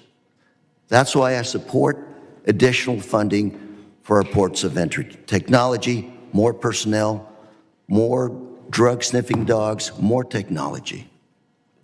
And Mr. Chair, again, I want to thank you for holding this hearing, because Homeland Security is an important issue for all Americans, for this nation. So let's look at the facts here today. Let's be clear about what we're looking at today on a worldwide basis. Some of the nations that are dealing with this, what I would call worldwide refugee challenge, the United States, Europe, Germany, Italy, Greece, Colombia. Colombia's holding 3 million Venezuelan refugees right now. Costa Rica, Mexico. These are among some of the nations looking at this refugee challenge. Let's look at some of the causes of this migratory pattern. COVID-19. And Secretary Mayorkas did not bring up COVID-19. Secretary Mayorkas is also not responsible for the robberies, gang violence, extortions in Central America. And Secretary Mayorkas is also not responsible for the government collapse and violence in Haiti. He's also not responsible for the challenges, the economic collapse in Venezuela. Secretary Mayorkas is also not responsible for the human rights violations, economic collapse in Cuba. He's also not responsible for the economic collapse, human rights violations in Nicaragua, Peru, Ecuador, the invasion of Russia, of Ukraine, the economic collapse going on in China today. Secretary Mayorkas is not responsible for these things. To the contrary, he's working to manage the challenge and provide frontline officers with the resources that they need. Even Senate Republicans get it. Senate Republicans are working with Democrats right now and the White House to try to address these challenges. So in the last minute and a half that I have, I'm going to ask Professor Bowman, is Secretary Mayorkas executing the law to full extent of his abilities with the limited resources Congress has given him? Is this an impeachable offense, sir?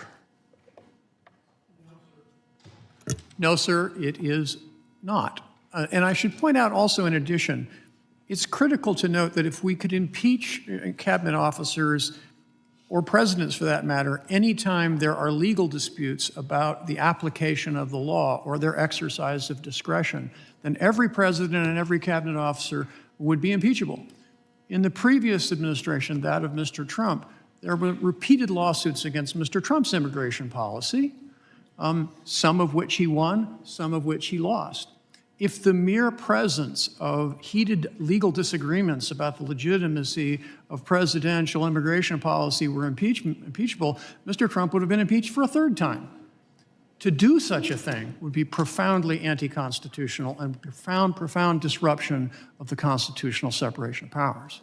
So, sir, are we looking essentially at political public policy debate here as opposed to an impeachable offense?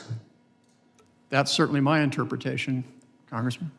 Thank you very much, Mr. Chairman. Mr. Chairman, I have a unanimous consent motion here. Do you want to do it now or wait till your turn? I'll do it now if I could. Okay. I want to introduce January 10th, 2024 Washington Post article where the chairman is quoted as saying that our investigation made clear that this crisis finds its foundation in Secretary Mayorkas' decision-making, and Congressman Norman talks about needing to impeach Mayorkas because of, quote, bad judgment. Okay.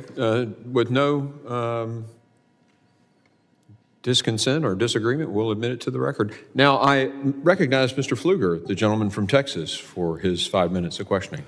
Thank you, Mr. Chairman. It's sad that we're here. Sad that we're in this position. Earlier, it was said that this is not a legitimate impeachment. I guess that's something Democrats know a little bit about, and our witness just talked about the impeachment of Mr. Trump. So I disagree with that, and I take no pleasure in the significance of this effort. I've wrestled with the appropriate constitutional response to what has become a complete failure to enforce the law, to adhere to congressional directives, to secure the homeland. And the failure to secure the homeland has been so significant, so catastrophic, that Congress must use its power to provide accountability. We must be the check and the balance against such an extremely egregious breach of public trust, and that's what this is. And if not this effort, then I ask my Democrat colleagues, what effort? Where is your answer to accountability? Where is your Article 1 authorities to check the executive branch? Will the gentleman yield to answer the question? No, the answer from the other side simply cannot be that we're powerless. And I ask rhetorically, if not this effort, then how do we hold this failure? And you'll have your chance to wax poetic on that. Let's just go through the numbers. Fiscal 23, 27,000 pounds of fentanyl was seized. That's what was seized. That's not all that entered this country. Mr. Chairman, the Speaker of the House has put together a document, and it goes step by step for the actions the administration has taken since January 20th of 2021. President Biden terminated the national emergency at the southwest border. President Biden issued an executive order further entrenching DACA program. Biden unveiled the U.S. Citizenship Act, which would provide amnesty. The administration issued an executive order ending limitations and restrictions on immigration without certain countries associated with terrorism. Then Secretary Mayorkas delivered remarks effectively explaining the border is open for illegal immigration by stating that DHS's focus would be on processing. On and on and on. Mayorkas issued a memorandum prohibiting enforcement of immigration laws in certain areas, including schools, healthcare, and facilities. Mayorkas terminated migrant protection protocols. Mayorkas issued a memorandum that states the fact that an individual is removable alien should not be the sole basis of an enforcement action. I want to enter this with the unanimous consent into the record, Mr. Chairman. I'd like to seek unanimous consent. So ordered. So what is the document? As I mentioned, the document is from the Speaker of the House, a list of actions. If we can pause the time, please, because this is administrative. This is a list of actions that the administration has taken step by step since January 20th of 2021. And it goes in order chronologically of the actions that the administration has taken that have weakened us, including those that Secretary Mayorkas has taken. But it's created by The gentleman is not recognized right now, okay? And it then is I his object. time. I object It's to his the- time. Okay, you No, object? he's trying to Well, enter it. That's why I'm asking. I object to the entry of this document So that you was dissent, created okay, by- all right, that's, we'll vote on it, I suppose? Then, okay. Are you asking for a vote? Unanimous consent was just disagreed to. Are we going to vote on this? Yes. Okay, all right, we need to clear the witnesses, get the clerks in here, and we'll vote on it. Stop the clock also. That's not, Mr. Chairman, Mr. Chairman. Okay. Okay, it's just, okay. My apologies, it's just objected to, and there is no vote. So my misunderstanding, thank you. Assuming that's what you were going to clarify. Thank you, Ranking Member. The gentleman is recognized. Okay, and I think. And I'll make up the time. 2 minutes and 15 seconds or 2 minutes and 20 seconds when. You're recognized. Thank you. Earlier this year, Director Ray sat here with Secretary Mayorkas and told this committee that there were still known and suspected terrorists at large in the United States that we knew had matched the terror watch list that came into this country illegally and that we didn't know where they were.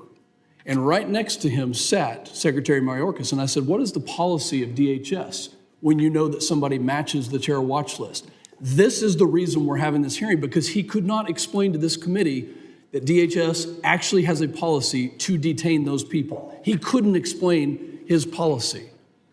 That's why we're here, because there are people on the terror watch list. Mr. Drummond, or Attorney General Drummond, can you tell us the extent of the damages that are being done in Oklahoma as a result of the illegal immigration, the 8 million people who have entered this country illegally? We shut down an illegal grow every day in the state of Oklahoma, where we detain and arrest upwards of dozens of people. They're refilled the next day with those who cross the border from either in a Mexican cartel or a Chinese syndicated crime organization. It is ceaseless. Do you believe that the Department of Homeland Security, under the leadership of Secretary Mayorkas, is upholding the laws that we currently have on the books to stop illegal immigration into this country? I think that there is a failure to enforce the laws on parole, removal requirements, detention, and the like. I couldn't agree more. It was earlier said that we Republicans are going to the border in polo shirts and khaki pants, or something to that effect. Well, at least we're going to the border, and at least we're asking the questions, because when you talk to the Border Patrol agents, they will tell you that there are no consequences.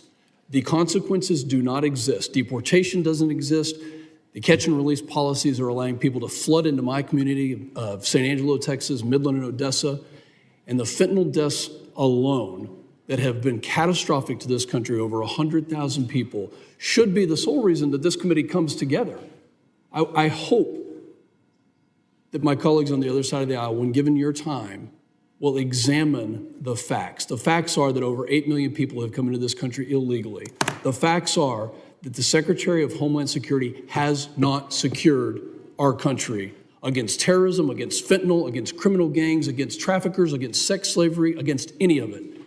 He is complicit. In fact, he is willfully complicit, which is why he needs to be impeached. I yield back. Gentleman yields. I now recognize Mr. Thanedar, the gentleman from Michigan, for his 5 minutes of question. Thank you, Chairman Green. And thank you to our witnesses for being here today. Professor Bowman, would you say that Secretary Mayorkas done anything that rise to the level of high crime and misdemeanor? No, Congressman. Now, we know our immigration system is broken for decades. There is not much work done to reform our immigration system.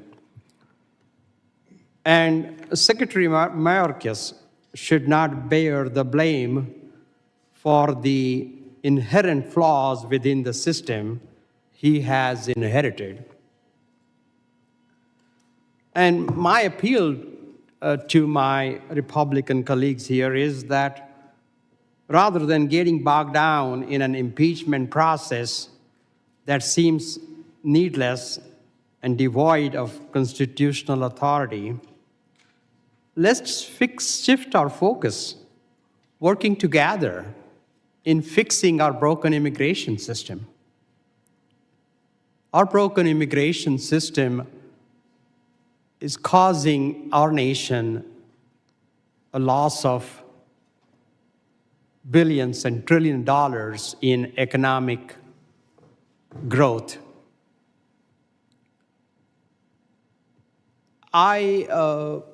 When I was 24 years old, living in India, having gotten admission into a PhD program here, and I made many trips to the American embassy in Mumbai to get a student visa. And the embassy kept denying me my student visa. They denied my student visa for 4 times. And only on the 5th time I got my visa approved because the counselor who had denied my visa for the 4 times had gone to America for her vacation.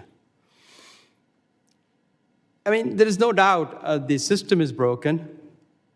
We are losing. Businesses keep telling me that they can't find a qualified, skilled workforce that they need to grow the businesses.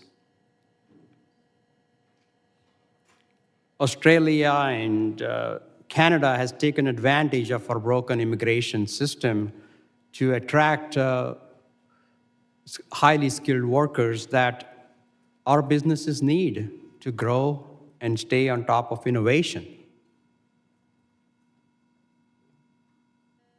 We know immigrants are 60% less likely to be incarcerated than their native counterparts. I just want to take this time to appeal across the aisle to let us spend our energies and our constitutional authority to solve the problems, to fix the broken immigration system that we have not dealt with for decades. And let's not blame the Secretary for our broken immigration system, but let's fix it to help our economy create jobs and make things better for all. Thank you. The gentleman yields. I now recognize the gentleman from New York, Mr. Garbarino, for his 5 minutes of questioning. Thank you, Mr. Chairman. Thank you to witnesses for being here today. You know, I've heard a lot of the statements coming from my colleagues, and they're acting like we've come here on a whim. We're not here on a whim. This is, you know, we haven't come here lightly, this hearing today. There have been problems at the border for years, and now every state in the nation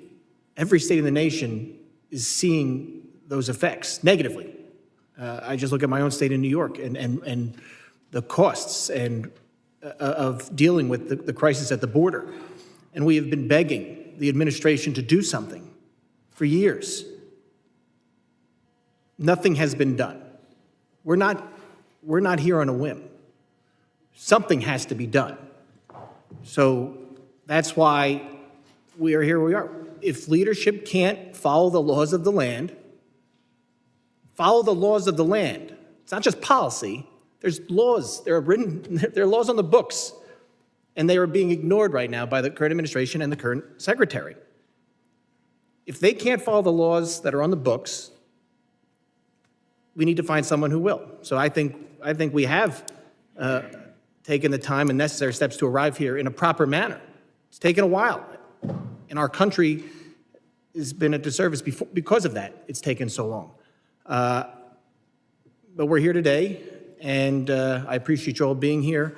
And I'm going to start with Mr. Attorney General Drummond. You've described Oklahoma's challenge with the explosion of unlicensed and illicit drug manufacturing in the state following the Secretary Mayorkas becoming the leader of Homeland Security. Can you describe more about the challenges of Oklahoma law enforcement faces in confronting this illegal activity, especially for rural police and sheriff's departments who have limited resources? Let me give you a tangible example, Representative. One recent drug bust at an illegal grow operation, our agents were processing those who were committed felonies and detained, and those that were simply being trafficked in labor and sex. And one of those was identified as an individual on an HSI detainer for illegal entry. He was supposed to be in Flushing, New York. He was supposed to have on an ankle monitor. When we contacted the field representative in HSI, they said, you know, charge him with a felony, we'll come pick him up. But he, in fact, had not committed a felony. Then we were instructed to say, please direct him to turn himself in to the nearest HSI field office. And so we did that and let him go. That happens day in and day out across Oklahoma, where we don't have the resources afforded to detain those that we know are illegally in the state, committing crimes or complicit in the committing of crimes. You would like to, in New York, we have laws that actually direct that they automatically be released. And we see crime after crime after crime be committed by the same person. And in New York, big state like New York, you think we'd have the ability, we do have the ability to keep people in prison and stop crimes from happening. Our laws direct us not to, but at least in Oklahoma, you would like to be able to make sure that these criminals are not released back out. Now New York has one fewer. We haven't. Good. Another crisis, Mr. Attorney General, that has resulted from the unprecedented chaos at the southwest southern border is the explosion of fentanyl poisonings in this country. We have seen many, far too many in New York. From 2018 to 2022, Oklahoma experienced a 735% increase in fentanyl deaths, according to the Oklahoma Bureau of Narcotics. Oklahoma has a unique status, sitting just north of the Texas and right along major routes away from the southwest border for both drug and human smuggling. Can you talk about how the fentanyl crisis over the past few years has impacted your state? So we, with the legalization of marijuana in Oklahoma, it's not become the drug of choice to cross the border. Fentanyl is now the drug of choice. And I take exception with the representative who said it is just to say no. It is a crisis in which we find fentanyl laced in many drugs, such that we instruct our young children to test every pill. If you think you're taking a pain pill, it's probably laced with fentanyl. And we can trace those back to the porous border through which the fentanyl product comes in concert with the Mexican cartels and the Chinese syndicated organizations. This is for any of the attorney generals. We get a lot of unaccompanied alien children in New York. Have you witnessed in your state these children being used for purposes of sex trafficking or other forms of exploitation? Anyone can jump in and grab it. I will jump in quickly with an example. We busted a grow in northwest Oklahoma City, and in which there were two minor young women from China that were being sex trafficked. And we have intercepted communication in mainland China where they're effectively posting jobs to come to Oklahoma, quote, as massage spa, quote, able to endure hardships, quote, good hygiene. And yet these young women are being exploited, and we don't have a remedy to take care of them. And quickly, I know. Missouri now ranks 4th on the list of the states with the highest rates of human trafficking. In 2021, there were 1,100 reported cases, detected cases of human trafficking in the state of Missouri, 327 victims identified. Congressman, human trafficking has increased in my state multiple 100% since 2019. I think that answers your question. Yield back. Gentleman yields. I now recognize the gentleman from Rhode Island, Mr. Magazine. Thank you. Chairman, I've been listening to all of my Republican colleagues throughout this hearing, and I'm still struggling to understand what high crime they believe the Secretary has committed. I've heard that he hasn't achieved operational control, defined as not a single person crossing the border illegally. No administration has met that standard. I've heard them say that he has failed to detain everyone who is undocumented who has come across the border. No administration has. Under the Biden administration, Secretary Mayorkas has removed 3 million undocumented people from this country. So when I hear my colleagues say that deportation does not exist, I can think of 3 million people who would disagree with that. He has continued construction of a border wall that many of us question the effectiveness of, and when the Secretary and the President were asked, do you think that the wall works? They say, no, we don't think it works, but we're building it because the law requires us to do it. They're following the law. We face difficult challenges at the southern border. There is no question. Instability in other countries has driven people to come to the United States, and it has created a chaotic situation.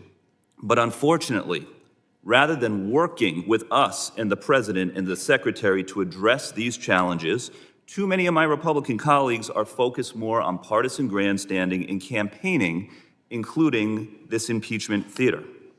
So here's the real truth. President Biden and Secretary Mayorkas have taken steps to try to secure the borders, but House Republicans have tried to obstruct them every step of the way because they want a campaign issue more than they want to fix the problem. Here are the facts.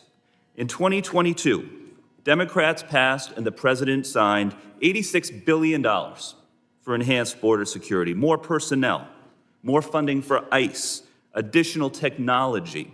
200 House Republicans voted against that funding, including every single Republican member of this committee who was in office at the time. This year, in 2023, House Republicans passed their so-called Limit, Save, Grow Act, which would have cut the Department of Homeland Security's budget by 22%, eliminating 2,400 CBP officers. Every Republican member of the House voted for that bill, a 22% cut. The Republican Limit, Save, Grow Act, I guess, is to limit Border Patrol and grow chaos. This past year, President Biden requested $84 million in his budget to help states and cities with the costs associated with incoming migrants. House Republicans proposed cutting that funding to zero. So to the state officials who are here, who are coming from states that are having challenges with the migrant crisis, I've got bad news for you. Our Republican colleagues are trying to zero out the line item in the budget to help states and cities. I'm a former state treasurer myself, and that is deeply, deeply distressing. And of course, most recently, in October, President Biden requested $14 billion in supplemental funding for border enforcement. That would add 1,300 Border Patrol agents, 1,000 CBP officers, but House Republicans have not called a vote on this funding. And they'll say, well, there's other things in it that we don't like. You know, there's a growing pro-Putin wing in the House Republican caucus that doesn't like Ukraine funding. They don't want more asylum judges, even though that's part of how we solve the problem at the border. Fine, call a vote on the parts that you do like. The CBP agents, Border Patrol. You've been sitting on it for 3 months. If you really, truly cared about solving the problem, you would call a vote. Instead, they've been sitting on it for 3 months, then went on vacation for a month, while Secretary Mayorkas was meeting with Senate Republicans and Senate Democrats to try to come up with a border plan. And House Republicans were MIA. And I know what my colleagues are going to say. They're going to say, well, we did H.R. 2. We are trying to do something. Don't forget what's in H.R. 2. All right, H.R. 2 would require nonprofit organizations to verify the citizenship of the people they were serving, or else they would risk losing their federal funding. It would request coffee shops all across the country, small businesses, to do citizenship checks of their employees. Zero out the funding for legal assistance for minors, so that once again we'd have 5-year-olds going into court and standing in front of judges with no lawyers. And we tried to negotiate with them. We tried to put in amendments to make that bill better, but of course they wouldn't work with us. So let's not forget what's really going on here. The Secretary is trying to do his job. House Republicans have been obstructing him every step of the way and are now trying to impeach him because this is about politics for many of them. It is not about solving the problem at the border, which is what we should be doing. With that, I yield back. The gentleman yields. I now recognize the gentlelady from Georgia, Ms. Green, for her 5 minutes of questioning. Thank you, Mr. Chairman. I'd like to bring up that nothing spells impeachment theater, unlike the last impeachment of our former President of the United States. Donald J. Trump. That was quite a political sham impeachment. But today we're talking about a real impeachment that needs to take place. There have been over 20 occasions that Secretary Mayorkas has claimed that the border is either closed or secure, starting even back in 2021, when he is on record stating the border is secure, the border is closed. Again, the border is closed, the border is secure. He stated to Fox News' Peter Doocy, the border is closed. Then he stated again to Congressman Pfluger here on this committee. Congressman Pfluger asked him, said the border is secure. We are executing our plan, as he stated to Congressman Pfluger. Secretary Mayorkas said, I have been very clear and unequivocal in that regard. Congressman, the border is no less secure than it was previously. He also stated to Congressman Michael Guest on our committee, when he was asked by Congressman Guest, do you maintain today, in light of the statements made by Chief Ortiz, that the border is secure? Secretary Mayorkas replied, Congressman, I stand by my prior assessment because indeed I define it as maximizing the resources we have to deliver the most effective results. His results have been quite effective. Here are some of Secretary Mayorkas's effective results. Approximately 10 million illegal border crossers from over 160 countries have invaded the United States since President Biden took office and Secretary Mayorkas started his job. This is a number combined with over 8 million encounters and over 1.8 million gotaways. In September 2023, over 341,000 illegal border crossers invaded our country, surpassing all national records. Secretary Mayorkas is bringing the results. In fiscal year 2023, there were over 3 million illegals who invaded the border, the highest number of yearly illegal alien encounters in U.S. history.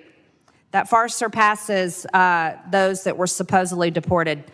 There have been approximately 73,000 special interest aliens arrested at our border. Those are the ones that we know of, ladies and gentlemen. There's over 1.8 million gotaways, and we have no idea how many in that 1.8 million or more are terrorists, are from terrorist nations. We don't know where they are, what they're doing, and what their plans are for the United States of America, including the states that you're working very hard to protect. These are some impressive results. Most impressive for American taxpayers is the total federal expenditures, and this is just in 2023, stands at $66,449,136,000. But let's talk about total state and local expenditures. Stands at $115,608,730,000.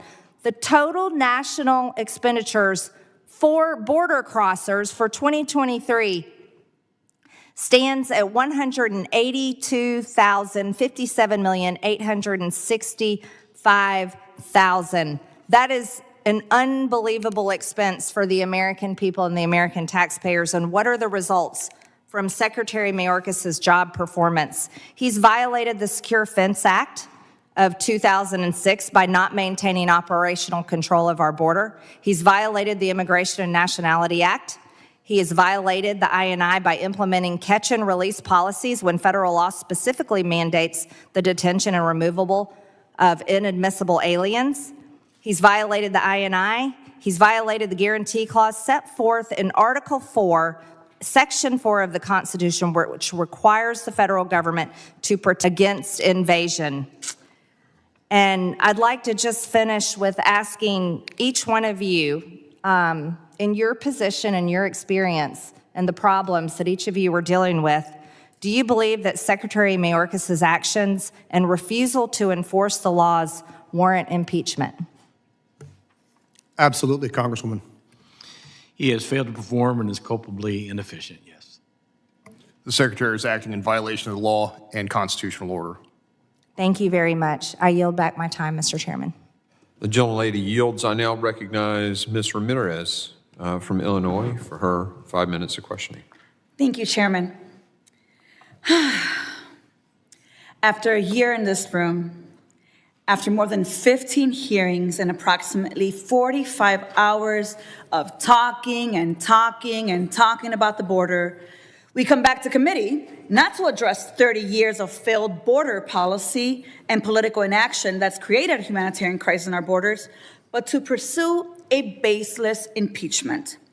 Today marks the 16th wasted hearing on the border. Mr. Bowman, give me a yes or no. Based on your knowledge and expertise on impeachments, do you agree that historically impeachments have been an important tool to ensure accountability in our democratic institutions? Yes or no? Yes. Thank you. And Mr. Bowman, if you could be concise with just one sentence, are you aware of any federal offense Secretary Mayorkas has committed that could amount to an impeachable offense? No. Thank you. And for the record, because I think you've had to answer this a couple times, yes or no, in your expert opinion, is there a legitimate basis for this impeachment? No. And in your opinion, in today's hearing, is this an effective use of committee resources, yes or no? I don't know that's a question I'm an expert in answering. I think that's a question for the committee. Well, let me answer that. I believe it is not the right use of our time here because I think that we should be here identifying ways to address solutions. So this impeachment proceedings demonstrate that some of my Republicans seriously. They're willing to take impeachment, an important tool for accountability, and make a mockery of it for political gain. This is how I know that they're not taking the humanitarian crisis within our borders seriously, because impeachment will not make our borders any safer for our communities or for asylum seekers. And it will not address the conditions across Latin America that motivate families to migrate across jungles and deserts to our southern border. So if they were serious, they would be taking up any of the topics on this list of 16 possible policy solutions and 16 legislative actions that require us, Congress people, to advance, including today, we've wasted 16 hearings on political theater that could have been better served considering policies on 16 actions right here behind me. Let me read them for the record. We could be expanding work permits. We could be increasing border personnel to expand assistance to new arrivals. We could be modernizing legal pathways to citizenship. We can be granting immigration parole instead of fighting it. We could be addressing and preparing for climate migration. We could be investing in economic development of Latin American communities. We can end the Monroe Doctrine. We can allocate resettlement funding for displaced populations. We can lift and reform time-based immigration bars. We can modernize definitions, standards in our antiquated system. We can establish humanitarian standards. We can improve upon adjudicatory processing capacity. We can increase personnel to reduce USCIS backlogs. We can implement federal coordination of resettlement to interior cities. Let me take a breath. Now let me go to the 15th. We can strengthen democracy and combat corruption in Latin America. We can pass H.R. 16, the American Dream and Promise Act. And because fentanyl is, in fact, an issue in this country, let me add a 17th one. Since if we wanted to work, we can actually get things done. We could actually fund technological resources to prevent fentanyl from being smuggled through our ports of entry by U.S. Americans.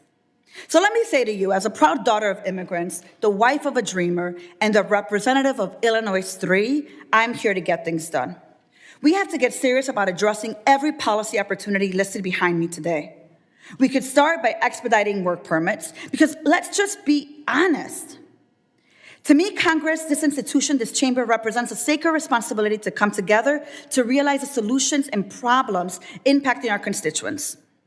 And let me tell you, the persecution of immigrants and Secretary Mayorkas is not going to change the price of milk in your district. It's not going to address the shrinking tax base in your district. And it's not going to fill the vacant positions of industries in your local businesses. Action will. Action will address the historic labor shortage. It will increase our revenue through taxes. It will reduce supply and distribution chain challenges, and it will grow our GDP by $1.7 trillion over the next decade. So if we are serious to address this border issue, then let's actually get to do the work that addresses border policy. Because policy in action speaks louder than the 16 hearings and the 48 hours of talk and sound bites and photo ops at the border. I have been to the border. My mother crossed it. I was there with her. I am serious about the work we can do here. Are you? Thank you, Chairman. And with that, I yield back. The gentlelady yields. I now recognize the Vice Chair of the committee, the gentleman from Mississippi, Mr. Guest, for 5 minutes of questioning. Thank you, Mr. Chairman. And before I begin my question, I have something I'd like to submit for the record. Mr. Chairman, I'd like to submit for the record a post from January 15, 2019, titled "The Case for Impeachment of Donald Trump, Part 3, written by Mr. Bowman, one of our witnesses today, in which he takes a very highly, a view of impeachment in which he says that then President Donald Trump could be impeached over foreign policy differences. And I quote from that article, it said, "Surely we can impeach a president for needless shattering a basket of good treaties and entire intricate web of foreign relations they support. Consider Mr. Trump's rolling destruction of America's foreign policy." And goes on to say there's powerful evidence that the framers included conducts and damaging to the U.S. policy, a category of impeachable behavior. I think that contradicts the testimony that we've heard here today, Mr. Chairman, from Mr. Bowman, and so I would like to submit this article for the record. Without objection, so ordered. Thank you, Mr. Chairman. To our witnesses, thank you for being here today. We see the numbers on the southwest border continue to grow exponentially each and every day. As our attorney generals know, you are more aware of these numbers than we are because you deal with the after effects. Those 300,000 that came across the border just last month, many of those will end up in your communities. Your testimonies, as I've read them, says that your communities, your states, your cities, that you'll be responsible for housing, for feeding, for educating, for health care. You talk about the strain that this is going to be placing on the criminal justice system. And then you also talk about the total lack of response from our federal government. And so first I want to apologize to you that you are not getting the help that you need from the federal government. And the help that you need is not us sending you money after these immigrants have come into your community. The help that you need is us stopping the immigrants from coming across the border. What we saw is we need policies similar to what we saw under the previous administration, where we were able to stop immigrants from coming across the border. The last two witnesses on the other side try to place blame on this on the Republican Party, that we need to be doing more. And I know that our attorney generals know, and I hope those watching on television know, that this Republican Party has done our part. We have passed H.R. 2, the most comprehensive immigration package that has been made through at least the House of Representatives in decades, would substantially overhaul the crisis that we see. In addition to that, we passed our House Appropriations Bill dealing with Homeland Security. In that House Appropriations Bill, we added additional Border Patrol agents. We added merit pay bonuses for those agents who had been there for a while. We put money in the budget for technology. And we even said, hey, we got to get back to building the wall. Something that I think many of us will agree has to be a part of that comprehensive package. And so for my friends across the aisle who want to place the blame on Republicans that we haven't done anything, look at our bills that are sitting over there on Chuck Schumer's desk that he's not taking up in the Senate. As they continue to sit there, as they continue to fiddle, Rome burns. And you are having to deal with the aftermath of that. And so I have a question for you, and Marjorie Taylor Greene talked a little bit about this. We've repeatedly had the Secretary here. He's come here time and time and time again. And every time that he's been asked a question by me and my colleagues, he has repeatedly said that our southwest border is secure.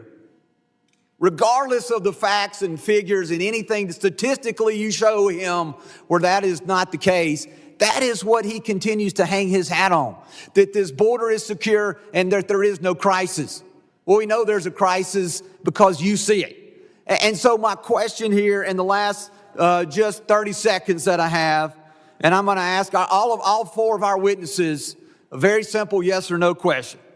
Do you believe that there is a crisis at the southern border, and is the border secure? So I guess I'm going to ask each of you two questions. Is the border secure? We'll start there. And the second one is, do you believe that there's a crisis? Attorney General Knudsen, we'll begin with you. Congressman, the southern border is absolutely not secure, and this is far beyond a crisis at this point. Similarly, it is not secure, and we have a crisis. General Bailey? The border is not secure in the crisis of historically epic proportion.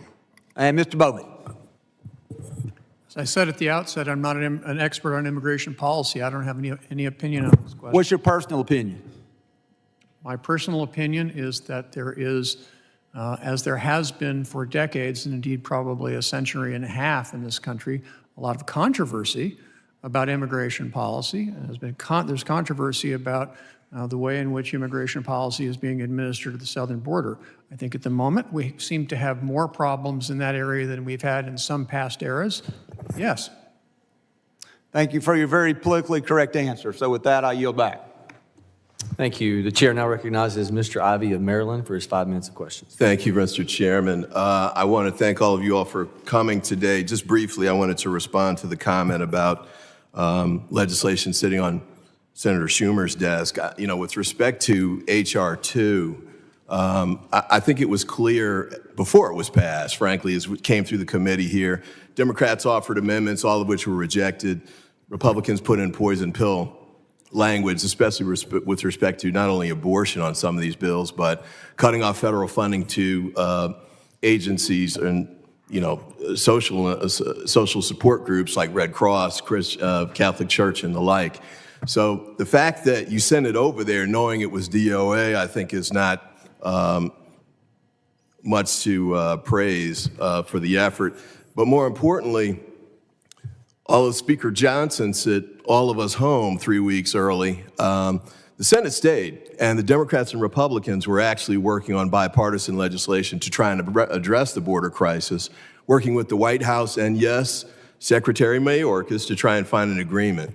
Meanwhile, the House Republicans, instead of working with that group and joining in those negotiations, did a road trip to Texas for a photo op opportunity to talk about the issues at the border. So if we want to get serious about it, oh, and by the way, President Biden sent supplemental legislation, man, I think it was in September for additional funding. No response from the Republican colleagues. So if you can, you know, part of that's what's one of the minor things addressed in this article behind me, worst Congress ever, that goes to the ineffectiveness of this Congress under the House Republican leadership to get anything done that's critical. We've probably gone through the issues of pending legislation, Israel, Ukraine, FISA, all the things that haven't got done that need to get done. The border's another one. I hope my Republican colleagues will get busy on that. With respect to the actual issue of impeachment from a legal standpoint, I went through the testimony that the generals provided. I only saw 2 paragraphs in all 3 of your testimony with respect to that, and none of it actually spoke to the language in the Constitution with respect to treason, bribery, high crimes, and misdemeanors. And I thought that was interesting.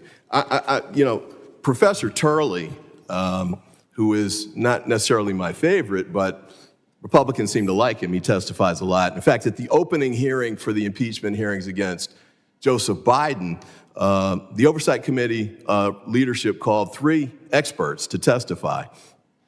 Turley was one of the 3. And one of the things Turley said, like he's saying here, is that there's no basis for impeachment. His taking this position with respect to Secretary Mayorkas. And, you know, the fact that none of the witnesses that have been called today by the Republicans actually have that kind of experience with respect to impeachment and expertise, and I thought was interesting. I'll add this too. You can put it down. We want to add to the record a couple of documents. One is the Turley letter, which I'll offer in a moment, But the second is a letter, an op-ed that was written by Joshua Matz and Norm Eisen, who are former members of the House Judiciary Committee who've actually worked on impeachment hearings before. And they talked about the absence of evidence to support impeachment here. And a couple of respects that I think are important that we go through. One is the issue of maladministration.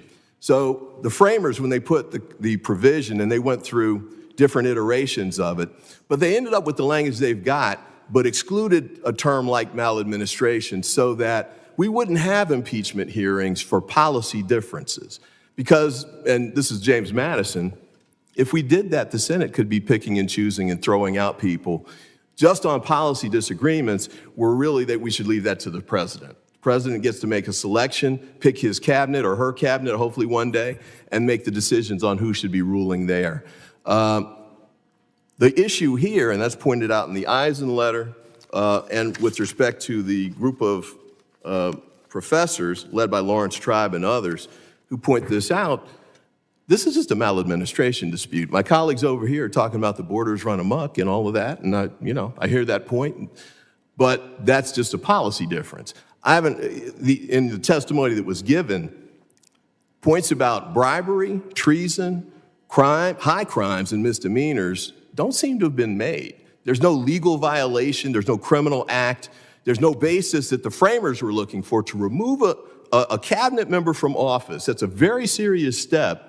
And by the way, I got a printout of all of the impeachment legislation that my colleagues have put together. I think Ms. Taylor Greene alone just has 8 impeachment resolutions in this Congress. 8. 3, I think, against Secretary Mayorkas. So if we're going to be serious about this, let's try and get to the issues with respect to the actual legal piece. And I apologize, Mr. Chairman, but I'll conclude there. And I look forward to actually having a debate and experts who can speak to this from expertise or scholarship on the issue of the standard for impeachment. The gentleman yields. The chair recognizes the gentleman from New York, Mr. Lalota, for his 5 minutes of questions. More than any other cabinet secretary in America's history, Secretary Mayorkas is failing America. But don't take my word for it. 68% of Americans disapprove of the Biden administration's handling of the southern border. 68%. 75% of Americans see the border situation as either a crisis or a serious problem. 75%. So while our country is divided on so many policy issues, there is overwhelming support from across America for Secretary Mayorkas to finally secure our southern border. 68% and 75%. Yet, the administration and my colleagues from the other side of the aisle won't change their border policies. Secretary Mayorkas won't change his policies or approach. The administration won't reinstate Remain in Mexico, and blue cities won't repeal their sanctuary city policies. Secretary Mayorkas won't change his border policies, all while tens of thousands of Americans are dying from the fentanyl being smuggled across his open border. Secretary Mayorkas won't and can't properly vet the tens of thousands of migrants he is paroling into our country from nations with whom America is adversarial. So here we are. So what do we in this Congress do when somewhere around 75% of our constituents, and by the way, from blue districts and red districts and purple districts, want accountability? 75%. What do we do when tens of thousands of Americans are dying? What do we do when potentially hundreds of terrorist sleeper cells are being hatched every day inside of America's borders? What do we do? Do we do nothing? Do we wrap ourselves in some sort of bureaucracy and find some sort of legal reasoning not to do anything? Or do we act? And let me state quite clearly that I do not take impeachment lightly. Impeachment is meant for the most serious, grave circumstances when there is a true failure and willful dereliction of duty has occurred. And in this case, Secretary Mayorkas has committed 3 specific violations which warrant impeachment. He has neglected his duty to secure our border. He has abused his power to exercise proper discretion over America's immigration process. And Secretary Mayorkas has breached America's public trust. And no matter what the secretary or the president say, the numbers speak for themselves. Since President Biden has been in office, there have been 4.5 million migrant encounters at the southwest border, in addition to over 1.2 million gotaways who evaded U.S. Border Patrol agents in the last 2 years. Those numbers are larger than the population of Los Angeles, the second largest city in the United States. And let me be abundantly clear, this is not the failure of the hardworking men and women who are out there every day in the front line of this crisis. This is a failure of leadership at the highest levels, right up to Secretary Mayorkas and President Biden. And while there are at least 3 criteria which merit Secretary Mayorkas' impeachment and removal, today I would like to focus on just one of them: Secretary Mayorkas neglecting his duty to secure the border. Attorney General Knudsen, good to be with you here today, sir. And thanks for your hard work keeping your residents in Montana safe. In October, sir, you joined a coalition of 27 state attorneys general in a petition urging Secretary Mayorkas to end his policy of mass catch and release. And I was hoping that you could define, sir, for Americans who may be watching from home today and maybe not so familiar with this topic, what catch and release means, sir.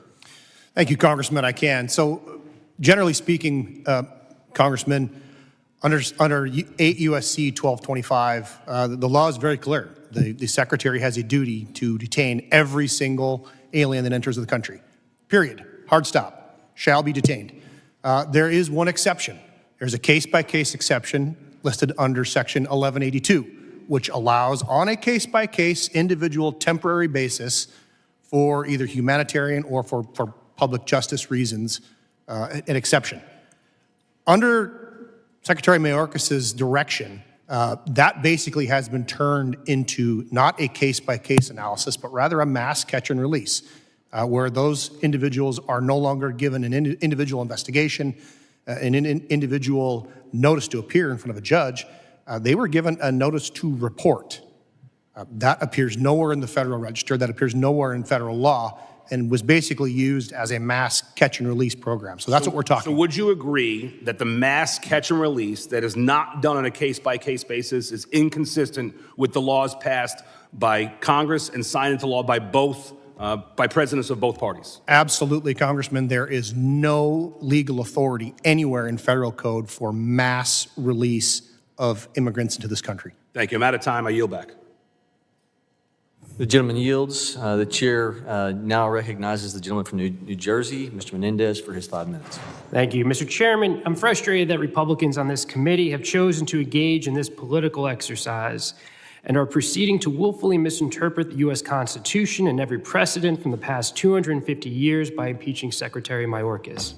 Last week, one of our Republican colleagues said he was not likely to support any compromise border bill because, quote, "I'm not willing to do too damn much right now to help a Democrat and to help Joe Biden's approval rating. I will not help the Democrats try to improve this man's dismal approval ratings. I'm not going to do it. Why would I?" End quote. Why would he? Because we need to work together to address the critical issues that our committee has jurisdiction over. Because we owe it to our constituents and our communities to meet this moment. But that's not what this hearing is about. Because when you talk about approval ratings and not wanting to help Democrats, not wanting to help this administration, not wanting to help our president, you undermine the seriousness of what is being discussed today. And you make clear what this has always been, political pursuit. Speaking of politics, I have a few yes or no questions for the 3 attorney generals here today. You are all elected officials, is that correct? Yes. I was appointed to my office subject to election by the people. Understood. And you are all Republicans, is that correct? Yes. And lastly, in 2016 and 2020, President Trump won in the states that you serve as Attorney General of? Yes. Yes. So it's fair to conclude that it's politically beneficial for you to be supportive of the former president and his policies and oppose President Biden's policies, as is the case for all of our Republican colleagues here on this committee. But constitutional law is clear on this point. Policy, political differences are not appropriate grounds for impeachment. Mr. Bowman, is that correct? Yes or no? It is. Thank you. House Republicans have said they will not support, quote, "another dime," end quote, for DHS until the enactment of H.R. 2, their extreme anti-immigrant border bill that would severely restrict our legal immigration system, a bill that would endanger migrant lives by denying asylum seekers their legal right to seek protection in the United States, and reinstating dangerous policies that force migrants to remain in unsafe conditions, such as remain in Mexico. But Republicans know that H.R. 2 is so cruel and unworkable that it will never become law. But that's what they use to say we're doing something here. That's what we're doing on this committee in this Congress. Instead, Republicans could support President Biden's request for funding for more CBP officers and fentanyl detection technology to increase CBP's capacity to identify bad actors and drugs at our southern border. But no, they won't support this funding or any solution that would help this administration carry out border security efforts, because it would weaken their political talking points. That's been their strategy this entire administration. In this committee, we have real opportunities to work on substantive issues together across the aisle. Instead, my Republican colleagues are distorting this committee and its mandate to safeguard our nation's homeland security into a vehicle for false narratives about migrants and the border. Professor Bowman, let me ask you a question. Is it appropriate to impeach Secretary Mayorkas because of policy disagreements? No. Is it appropriate to impeach Secretary Mayorkas because Republicans refuse to properly fund DHS and allow him to do his job? Well, I don't want to characterize the actions of the Republicans, but certainly you don't impeach. We'll take your first part of the answer. Politics. Professor Bowman, is it appropriate to impeach Secretary Mayorkas because Republicans would rather narrate a crisis to score political points than work with the administration to strengthen the security of our border? It's certainly not impeachment. It's certainly not appropriate to impeach a cabinet officer over political or policy disagreements. I agree. Attorney General Drummond, thank you for your testimony, your written testimony. I went through it. I appreciate it. This day and age, we deal a lot with sourcing and citations. I noticed there was a single source in yours, and it was to the Federation for American Immigration Reform. Are you aware that the Southern Poverty Law Center has designated the Federation for American Immigration Reform as a hate group whose leaders have ties to white nationalists? I'm not. Yeah, completely understandable. I would just let you know that a lot of the sources that have been used in all this investigative materials and reports that have been put forth by the majority have relied on far-right, anti-immigrant think tanks and groups that are not aligned with what I believe our country's morals and values are. And that's a problem with a lot of the reports that this hearing, that this impeachment process and procedure has been based on. And that's where this all falls apart for me. I really wish we were engaging in a thoughtful exercise. I really wish we were trying to solve some of the challenges that we're facing, but that's not what today is about. And with that, I yield back. Gentleman yields.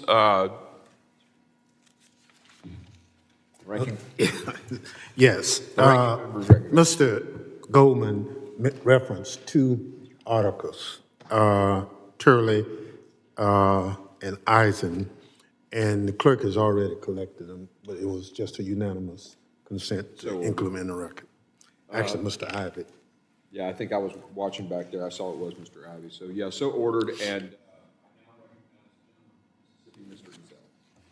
Thank you, Mr. Chairman, and thank you all for being here today and providing this important testimony.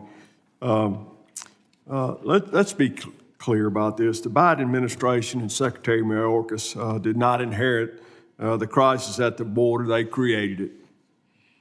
Ignoring the desperate pleas from affected and scared families nationwide, Secretary Mayorkas has intentionally disregarded the law, leaving the border open to an endless stream of migrant, drug, and cartel members.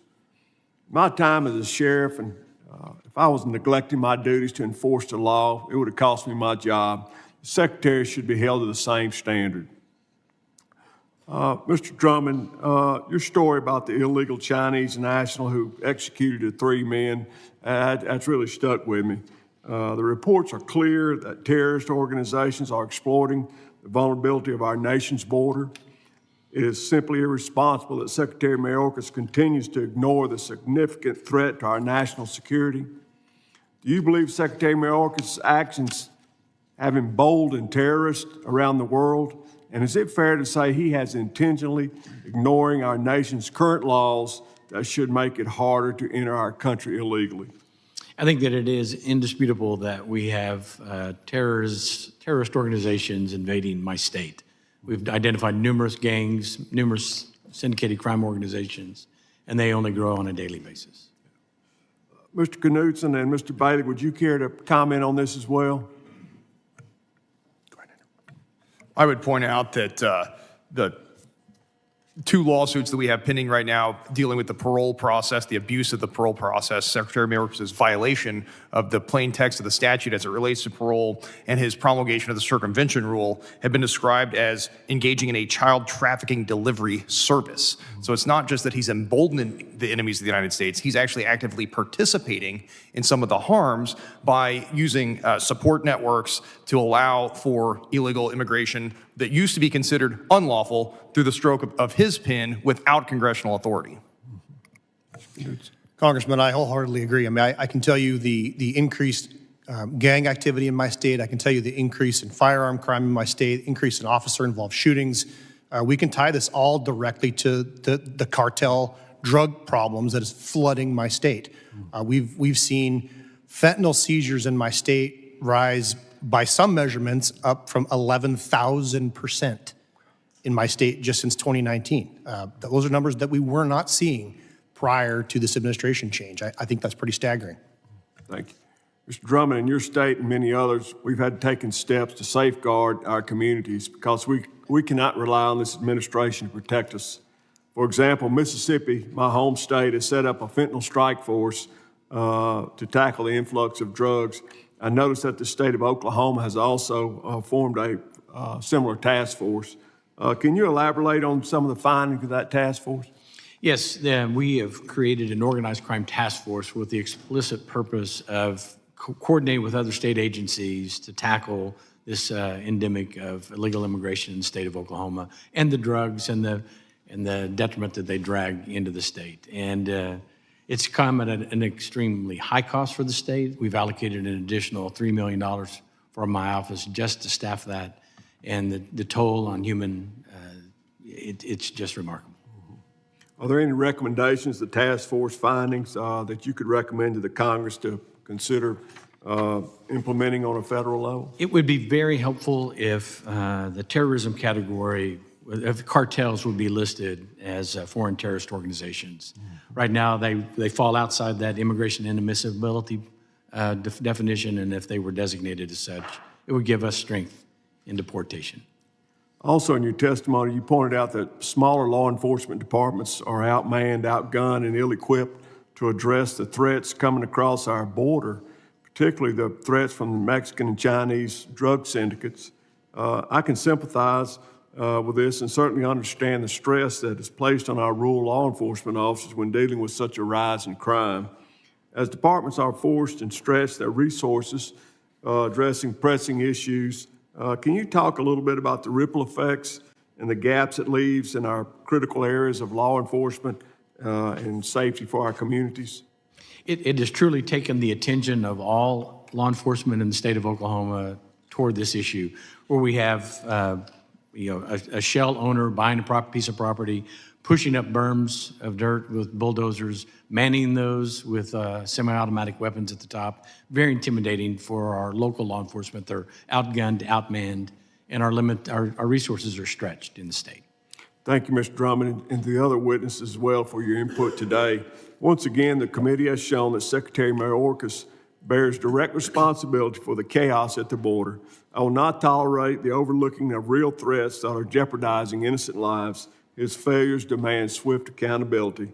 Mr. Chairman, I yield back. Gentleman yields. I now recognize the gentlelady from Nevada, Ms. Titus, for her 5 minutes of questioning. Thank you very much, Mr. Chairman. Thank you to the witnesses. You know, often I see my colleagues across the aisle brandishing the Constitution like a sword. You love to quote it, you love to cite it, you love to talk about what the Founding Fathers intended, that original intent, but it's kind of like Shakespeare and the Bible. Those who talk about it the most have seldom read it and really may not understand what's in there. You know, if you talk about original intent, you're saying what the Founding Fathers intended. Now, that's a smaller country, smaller population, smaller budget. We had no AI, we had no drones. How do we know what they intended? Well, often we don't, but in this case, we know exactly what they intended. All you have to do is look at some of the notes from the Convention of the Constitution by Madison, who did not want to include the maladministration because it was too broad and policy-oriented. Look at Federalist Papers 65 by Hamilton, a conservative at the time, who did not want to include this broader interpretation of impeachment.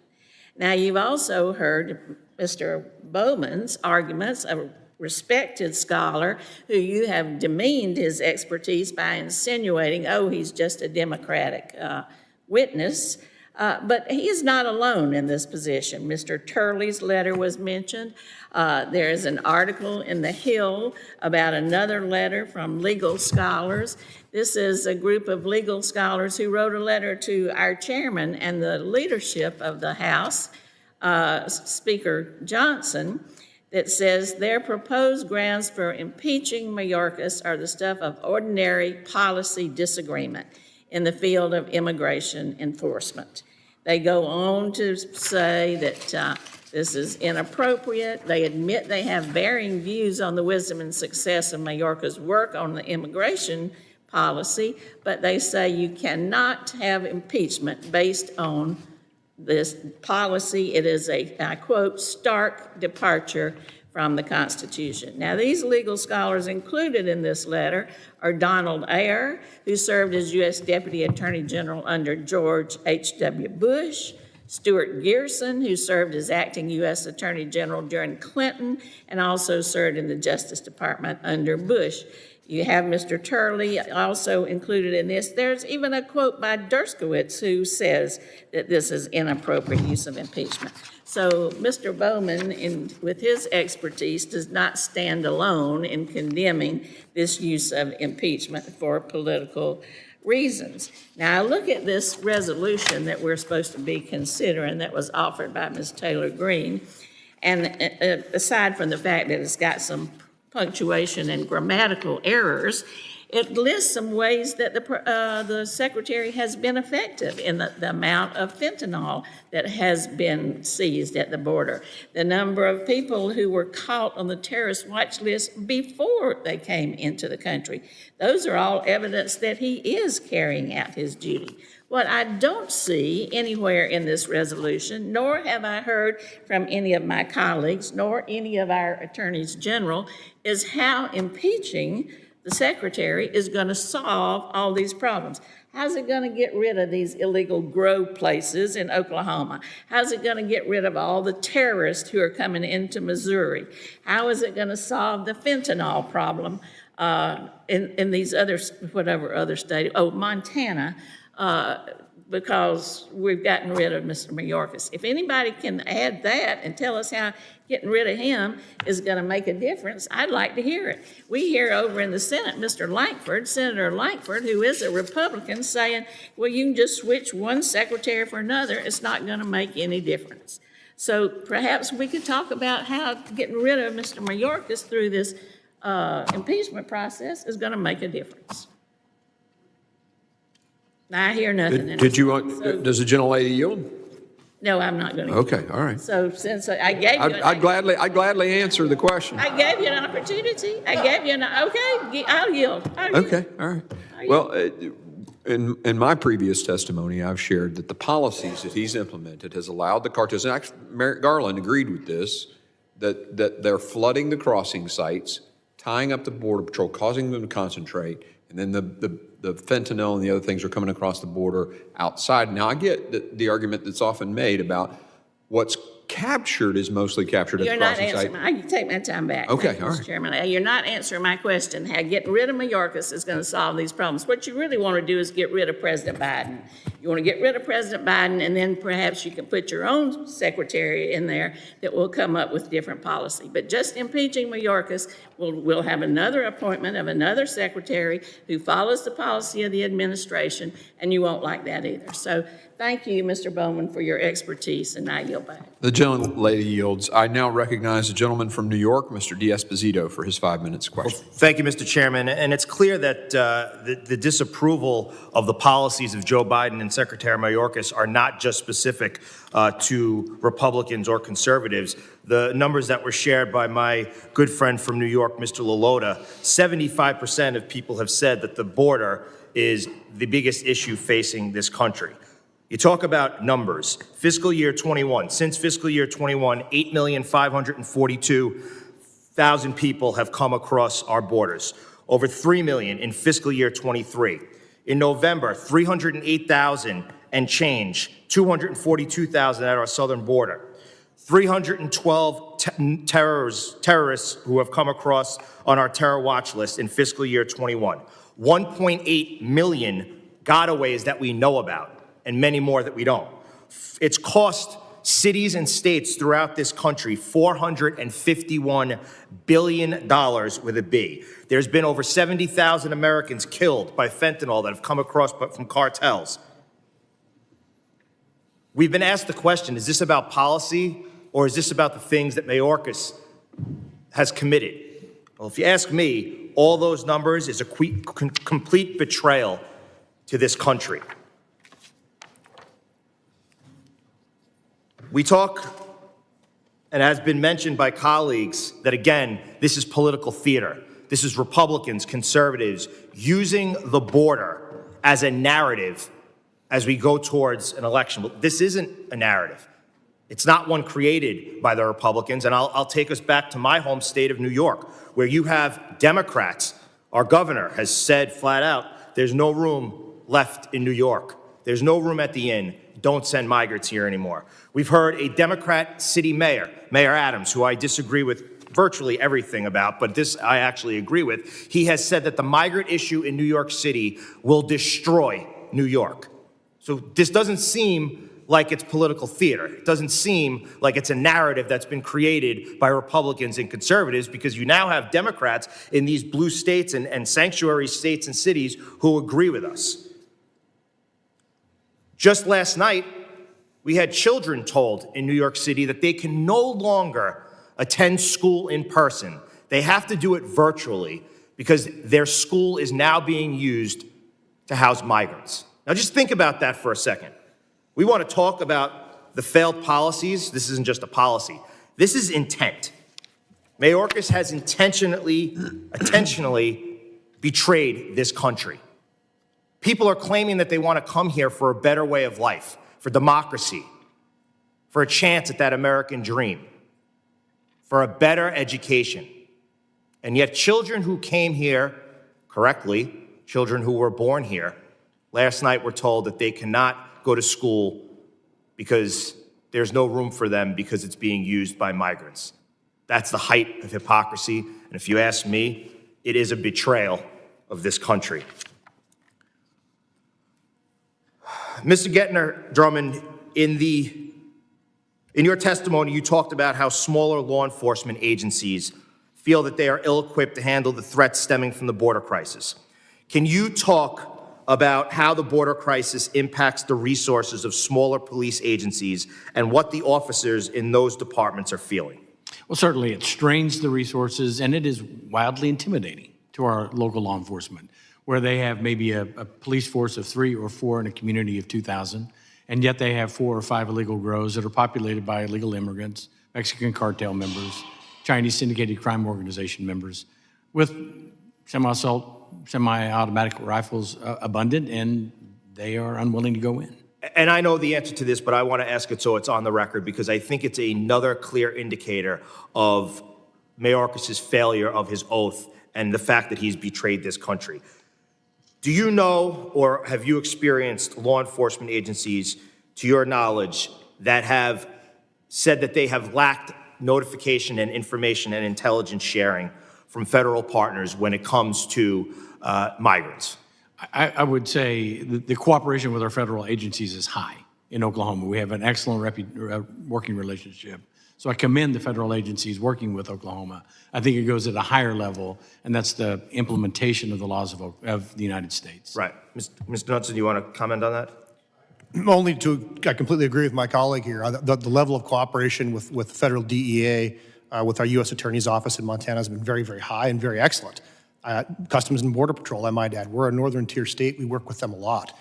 But certainly, the message has come down from Secretary Mayorkas and from on high that we're going to just flagrantly ignore portions of federal law. And that is really the point that I was trying to make. He has made it very clear that he wants to ignore federal law. There are, you're lucky in your states to have great communications, but there has been, and there have been testimony in this very committee of people who led local law enforcement agencies who have said, I mean, take, for example, the airport and JFK, where they were housing migrants, where there was zero communications between law enforcement agencies because they just didn't want to share the information. With that, my time's expired, Mr. Chairman. I yield back. Gentleman yields. I now recognize Mr. Goldman, the gentleman from New York, for his 5 minutes questioning. Thank you very much, Mr. Chairman. I find it really difficult to sit here listening to my colleagues on the other side of the aisle slander personally a cabinet secretary who has committed much of his life to this government and our public service. He was a U.S. attorney. He's worked multiple stints in the Department of Homeland Security. And you're certainly welcome to disagree with how he executes his job. You're welcome to criticize him.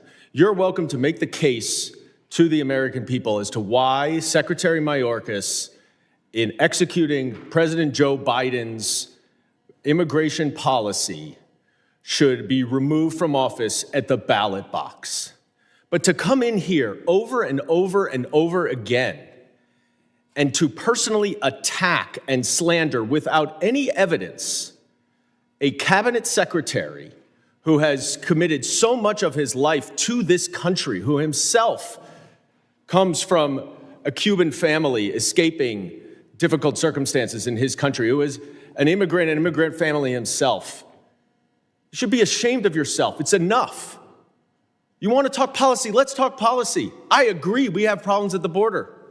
Let's talk about how we can solve them. But instead of actually going over to the Senate, this committee, which has the Committee of Jurisdiction over border policy that is being negotiated right now by a bipartisan group in the Senate with Secretary Mayorkas, instead of actually engaging in those substantive negotiations to reach some sort of a bipartisan agreement to address the problems, we are sitting here with a charade of a sham impeachment hearing with expert impeachment witnesses who are Republican officials, political officials suing the Department of Homeland Security. Another hearing. It's the same hearing we've had 10, 12 times. Same pig, different lipstick, because we're now going to call it an impeachment hearing. So who do we have here? And I am sure all three of you are excellent attorneys general. But I have never heard your names mentioned in the category of Mr. Bowman, who is a legal expert on impeachment. And as far as I can tell, none of your states actually are on the border. So I don't understand why we are sitting here in a, quote, impeachment hearing with three attorneys general from different states who are Republican officials and have absolutely no expertise on impeachment. The reason is because the last time the Republicans did that and they brought in their so-called experts on impeachment for the first and only oversight public hearing, they were embarrassed because their own experts acknowledged that there is insufficient evidence to impeach President Biden. So who do we have here? We have attorneys general who are suing Secretary Mayorkas and the government to stop him from implementing his policy to address the issues at the border. That's right. So one rule that the department has implemented was the asylum processing rule, which would allow asylum officers rather than immigration courts to decide asylum applications for those placed in expedited removal to significantly expedite the process. That might reduce the backlog. That might create a disincentive to come. That's something that Secretary Mayorkas did to address the border. No, you sued him to stop him from doing that. How about the circumvention rule? Or that is the circumvention, excuse me. How about the the asylum circumvention rule, which says that you have to either appear at a port of entry or have first sought asylum from a neighboring country. That would reduce the people who could apply for asylum. No, you sued them. You sued them to stop them from doing that. And how about trying to address the parole decisions to allow some people to come in and be able to actually have work authorizations so that they are not just sitting on the dole? No, you sued them. So this is what we have. We have Republicans suing Secretary Mayorkas to stop him from implementing his policy to address the issues of the border. And now we're going to impeach him because you say he's not addressing the issues at the border. Which do you want? I yield back. The gentleman yields. I now recognize Ms. Lee for the gentlelady from Florida for 5 minutes of testimony. Thank you, Mr. Chairman. Much has been said today by our colleagues across the aisle about this hearing and the purposes for it. It's been called a waste of time. It's been called a charade. It's been suggested that it's repetitive or unnecessary. To suggest that this hearing is any of those things, or to suggest that this hearing is tantamount to nothing more than a discussion of policy differences, is to fundamentally deny the seriousness, the scope, the scale of the catastrophe at our southern border, and the testimony of these witnesses who are here today and every witness that has come before them to testify in front of this committee about the seriousness of this crisis. We are here today because Secretary Alejandro Mayorkas has intentionally gone around and subverted the immigration laws of the United States of America. We are here today because Secretary Alejandro Mayorkas has repeatedly defied orders from courts directing him to cease and desist certain policies which he continues to utilize. We are here today because the Department of Homeland Security has defied inquiries from Congress trying to get to the bottom of the scope and the scale of this crisis. And we are here today because Secretary Mayorkas has defied congressional directives related to spending, congressional directives as to how money was supposed to be spent. We are here because there is an unchecked flood of illegal immigration at our southern border that is destroying not just border communities, but communities around our country. Today alone, we have heard extraordinary and compelling testimony about the utter lawlessness that is occurring in this administration. Attorney General Knudsen shared with us that he perceives a refusal to faithfully execute the laws of the United States and shared stories from his state about human trafficking and fentanyl trafficking and the devastation that has occurred because of our wide open southern border. Attorney General Drummond commented on the failure to enforce our laws and how that has affected his state. He also shared the extraordinary cost that it incurs at his state because we are not enforcing our laws in our border. And Attorney General Bailey touched on the issue of parole, which has become an absolute farce and workaround for following our laws. He's said perverting the plain text of the law. And indeed, that's exactly what is happening. In my state, Florida, we too have been forced to sue the Department of Homeland Security to attempt to achieve any semblance of lawful behavior and policy. United States District Court Judge Kent Wetherell, in an order directing that Secretary Mayorkas vacate the parole program, said, quote, Secretary Mayorkas has turned the southern border into a meaningless line in the sand and little more than a speed bump for aliens flooding into the country. With that backdrop, Attorney General Bailey, I'd like to turn your attention specifically to the question of parole authority. On July 26, 2023, before the House Judiciary Committee, Secretary Mayorkas testified the Department of Homeland Security has used our parole authority consistent with the law and consistent with past practices of different administrations. He also claimed that his department is using the parole authority consistent with the law still. In your opinion, is Secretary Mayorkas' implementation of the parole statute lawful? And is his implementation of this policy affecting the security of the United States? His policy implementation is unlawful in violation of the plain text of the statute, thereby forcing a lawsuit from several like-minded state attorneys general because of the drastic, terrible harm that's occurring on the streets in our communities.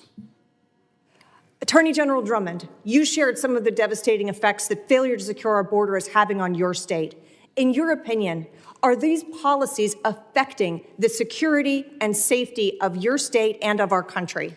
The laws of the Immigration Nationality Act are clear and unequivocal, and they are not being upheld. And Attorney General Knudsen, would you share your perspective on the harm to your state and our country that is being posed by failure to follow our laws? 1,700% increase in fentanyl deaths, confirmed state crime lab fentanyl deaths since 2019, Congresswoman. 11,000% increase in fentanyl seizures. Multiple 100% increase in human trafficking investigations since 2019.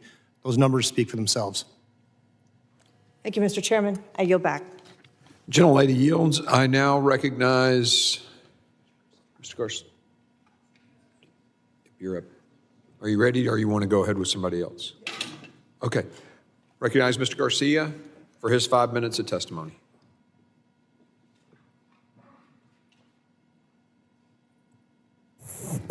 Thank you, Mr. Chairman. Just want to reiterate that, I think it's been said this very many times today by our colleagues here on the House side, on the Democratic side, that we all know that this impeachment inquiry, this effort to try to impeach the Secretary is a complete political stunt and sham, and I just want to reiterate that. We all know it's a political ploy that's not grounded in the facts, truth, and has been conjured up for just one simple purpose, and that's to score cheap political points against the Biden administration. We also know that we've had articles from the New York Times and other publications just really laying out that this is all about this pursuit of impeaching Mayorkas. It's about this kind of effort that's been started, quite frankly, by even a member of this committee for many, many, many months.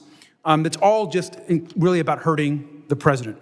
Now, Professor Bowman, Republican leaders have been quoted promising donors that they would impeach Secretary Mayorkas in fundraisers back in April of 2023. Do you believe this committee has uncovered any evidence of high crimes or misdemeanors since that time? Not that I'm aware of. And thank you. And let's be clear. What we're moving ahead with today is because extremists, including some folks that are in this committee, have demanded it over and over again. Now, I want to give a couple of quotes from some members of the House. Congressman Andy Biggs told Newsmax that Republicans, quote, have nothing to campaign on. And he said that he was embarrassed by this. Now, Congressman Chip Roy has said, and I want to quote, I want my Republican colleagues to give me one thing, one that I can go to campaign on to say that we did. Just one, end quote. And in fact, this last Monday, he went on TV to call the Republican conference, and I quote, a continued failure theater, end quote. So I understand that we're trying to throw red meat to an extremist base, but we're wasting the public's time, and we know that the Senate will laugh off all of these charges. And let's remember the bigger picture. Some of my friends on the other side of the aisle don't want to really govern. They're not serious about solutions that could actually become law. And they're obstructing $14 billion in emergency supplemental funding.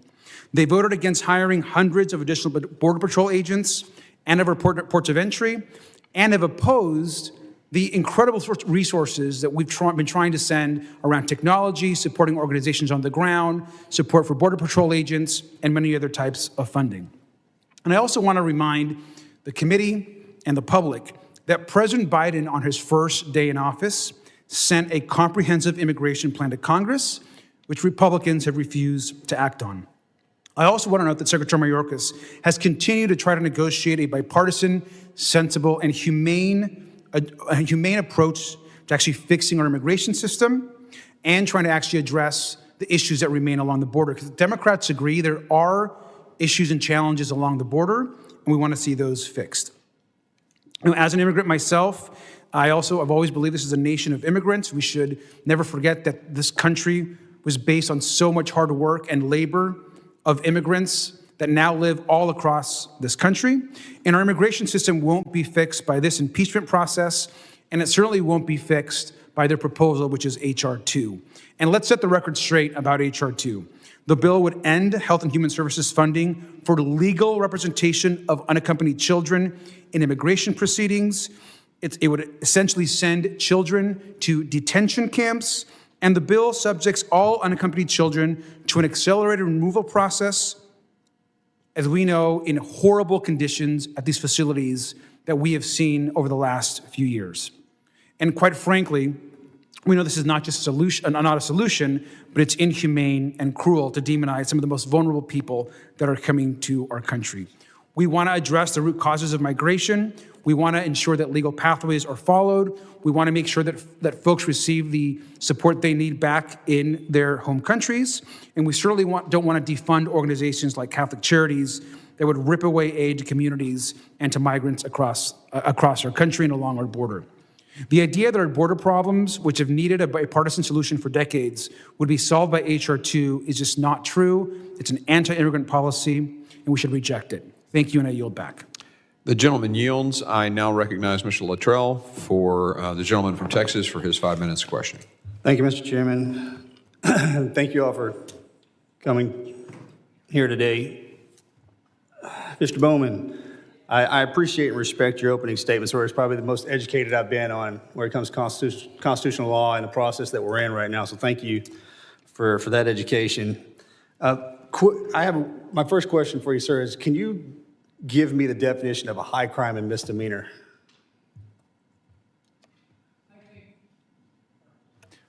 I think no single definition is satisfactory in every case, but I think Charles Black's is a pretty good general statement. That is to say, high crimes and misdemeanors should be extremely serious offenses in the way that serious crimes like treason and bribery are. Extremely serious.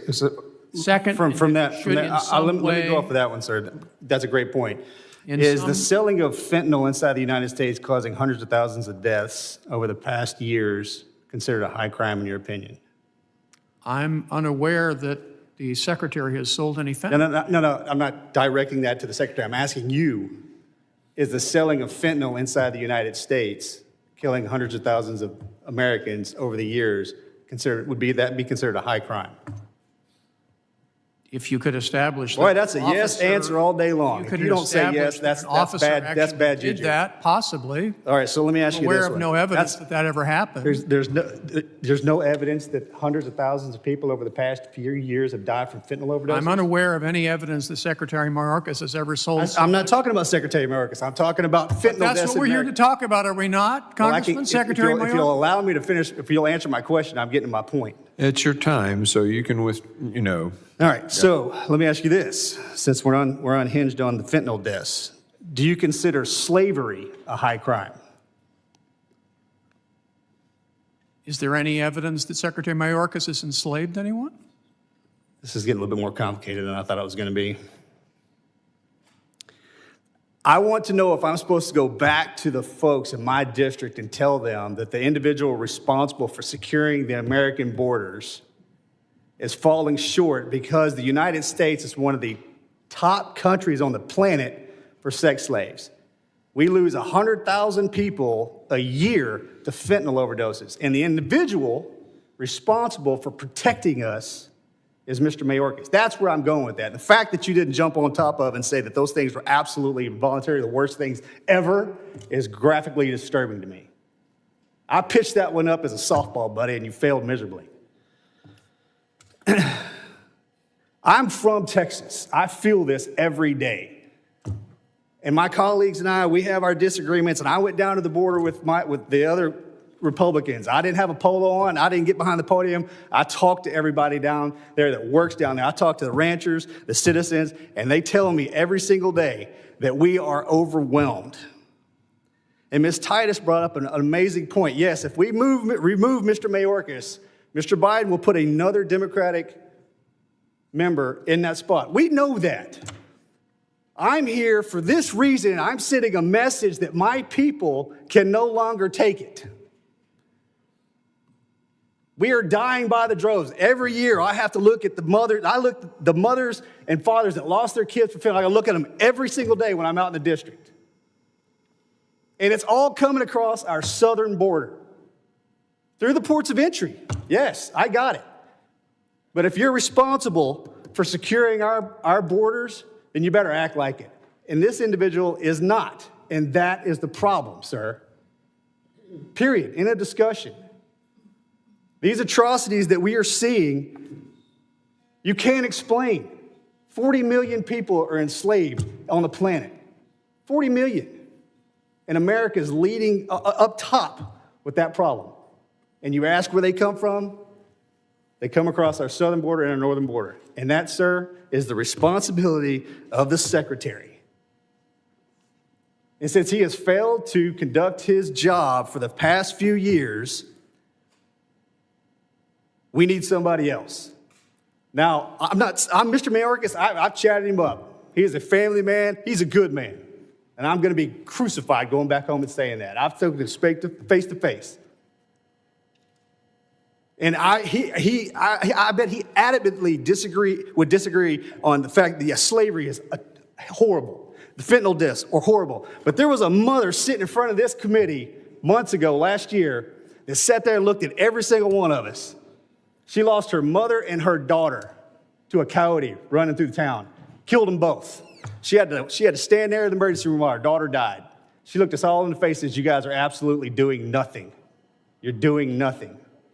So when we go to Mr. Mayorkas and say, hey, we need to act on this, and nothing's happening, sir, that is an absolute problem.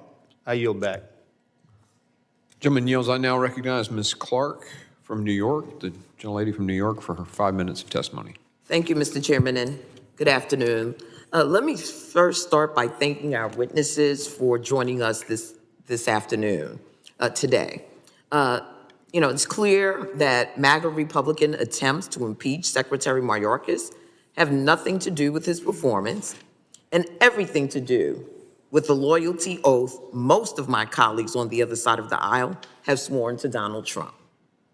After the House twice impeached Donald Trump, once for attempting to bribe an ally to investigate his political opponent and interfere in U.S. elections, and again for inciting an insurrection against the Capitol to steal an election, some of my Republican colleagues want to settle the score by impeaching someone, anyone, in the Biden administration. Secretary Mayorkas was sworn in on February 2nd of 2022. Less than 6 weeks later, Senator Lindsey Graham floated the secretary should resign during an appearance on Fox News. In May of 2021, Congressman Biggs appeared on the First and said that Secretary Mayorkas has got to go and introduced articles of impeachment of the secretary in August of that year. The secretary had not yet served 6 months. Other Republicans piled on that call in the months that followed. In April, Chairman Green fundraised off his planned impeachment efforts, telling his donors to, quote, get out the popcorn, unquote. But Secretary Mayorkas is hardly the only member of the Biden administration Republicans have disagreed with and then tried to impeach. Congressman Perry filed articles of impeachment against Attorney General Garland in October of 2021.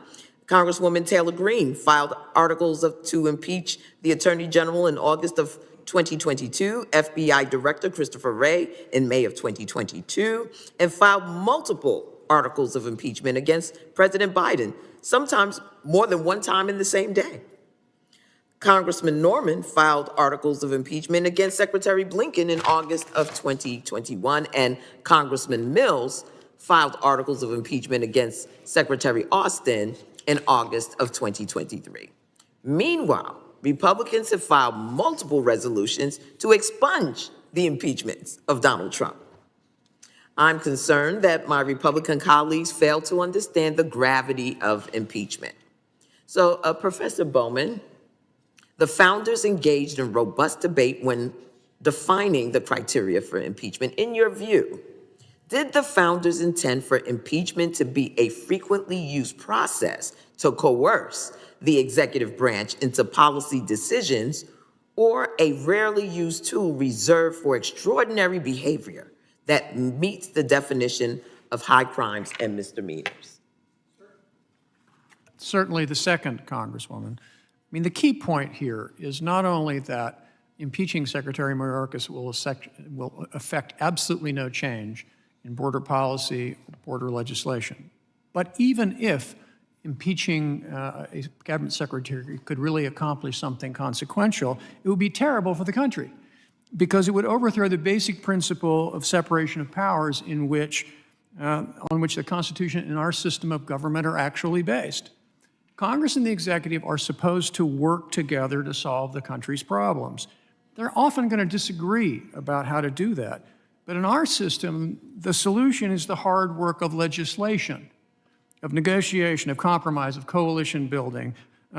Impeachment is not and never has been the answer. And it is quite clear that the framers intended it not for that purpose whatsoever. They intended it for the most extraordinary circumstances and simply to resolve, a partisan political debate or to change policy is not it. Thank you for your response. And Mr. Chairman, I yield back. Gentlelady yields. I now recognize Mr. Strong. And for the committee room, Mr. Strong will be the last, and then we'll go vote and come back at 2:15. So, Mr. Strong, you're recognized. Thank you, Mr. Chairman. Attorney General Knudsen, I was glad to see you mention in your testimony that Secretary Mayorkas has regularly hidden behind the concept of prosecutorial discretion. I like how you said that because that right there is one of the big issues. Today, specifically, we have talked about Secretary Mayorkas's abuse of prosecutorial discretion in the enforcement and removal of illegal aliens in the United States. I want to highlight again Secretary Mayorkas's 2021 memo in which he stated the fact that an individual is a removable alien, therefore should not alone be the basis of an enforcement action against them. He went on to list factors that ICE agents should weigh when deciding whether to pursue enforcement and removal or not. Attorney General Knudsen, as a former prosecutor yourself, does it make any sense to give credence to mitigating factors when considering whether to prosecute someone that has already been proven to have broken the law when they crossed our border illegally? Congressman, certainly not, especially when there's specific directive in federal law that requires that person be detained and be prosecuted. The idea that individual prosecutorial discretion suddenly means you have the right to blanket en masse pardon people or parole them into the heartland of the country, that simply does not exist in statute. I agree with the concept generally of prosecutorial discretion on a case-by-case basis, and indeed, that's what the federal law allows. But that's not what's being done here. It's being just implemented on a mass scale, wide open en masse, and that is simply not justified anywhere in federal code. Thank you. I must say I was disappointed to see that the factors in favor of removal didn't include the significant financial and human costs to American citizens. Our hospitals are inundated with illegals. Schools are overrun with non-English speaking, setting other students back. And now New York has sent teachers and American students home and turning public schools into bunker houses for illegal aliens. This is totally unacceptable. Attorney General Bailey and Knudsen, you both specifically mentioned in your testimony that you do not view the crisis at the southern border as a resource issue. In other words, you both each explained to the committee why this is the case. Certainly, that's what our lawsuit about his refusal to build the border wall is all about. He is flaunting the commands of this body. He is nullifying your constitutional authority over the power of the purse. And when that authority is no longer effective, impeachment is the last option. And I would point out that what we have here is not a policy disagreement. It's a willful violation to carry out an explicit directive of this body and an abdication of his official duties. Mr. Chairman, Congressman, I would add that, that resources are being moved down there regularly. I mentioned I'm a northern border state. We have nearly 600 miles of border with Canada in my state. There's a large Customs and Border Control contingent in Montana. Most of those individuals have told me they've been cycled down to the southern border. The problem is not the number of agents down there. The problem is they are being instructed by Secretary Mayorkas to stand down and to not follow federal law. That's the issue here. Thank you. On September the 6th, 2023, the DHS Office of Inspector General released its report titled DHS does not have assurance that all migrants can be located once released into the United States. That title alone should concern every single person in America. This investigation reviewed nearly 1 million migrant records and found that addresses for more than 177,000 migrants were either missing, invalid for delivery, or not legitimate residential locations. That's nearly 20% if you look at this, and that right there is totally unacceptable. We talk about leadership by the Secretary of Homeland Security. Well, you think about this. The first thing that I saw at the southern border on one of my many visits is I noticed 20,288 border wall panels in storage. I came back to D.C. and found out that those 20,288 panels being stored in 3 different states, costing the American taxpayer more than $300 million. This is how they solve or try to work to solve the problem at the southern border. This is totally unacceptable, and this is another reason that we're here. Mr. Bowman, you're a constitutional law expert. Should President Trump have been impeached for a Russian hoax where the Steele dossier was created and paid for by the Clinton campaign? What do you think about that? Should that have happened? What were you teaching in your classroom? Go ahead and answer the question, and then we'll, Mr. Chairman, I'll yield to you, because I know he doesn't want to answer that question. do you not want the gentleman? Okay. All right. The gentleman yields. We will recess now until 2:15. We have 2 votes. I need to chat real quick with the witnesses just to make sure that you guys can stay. We're in recess. 2:15.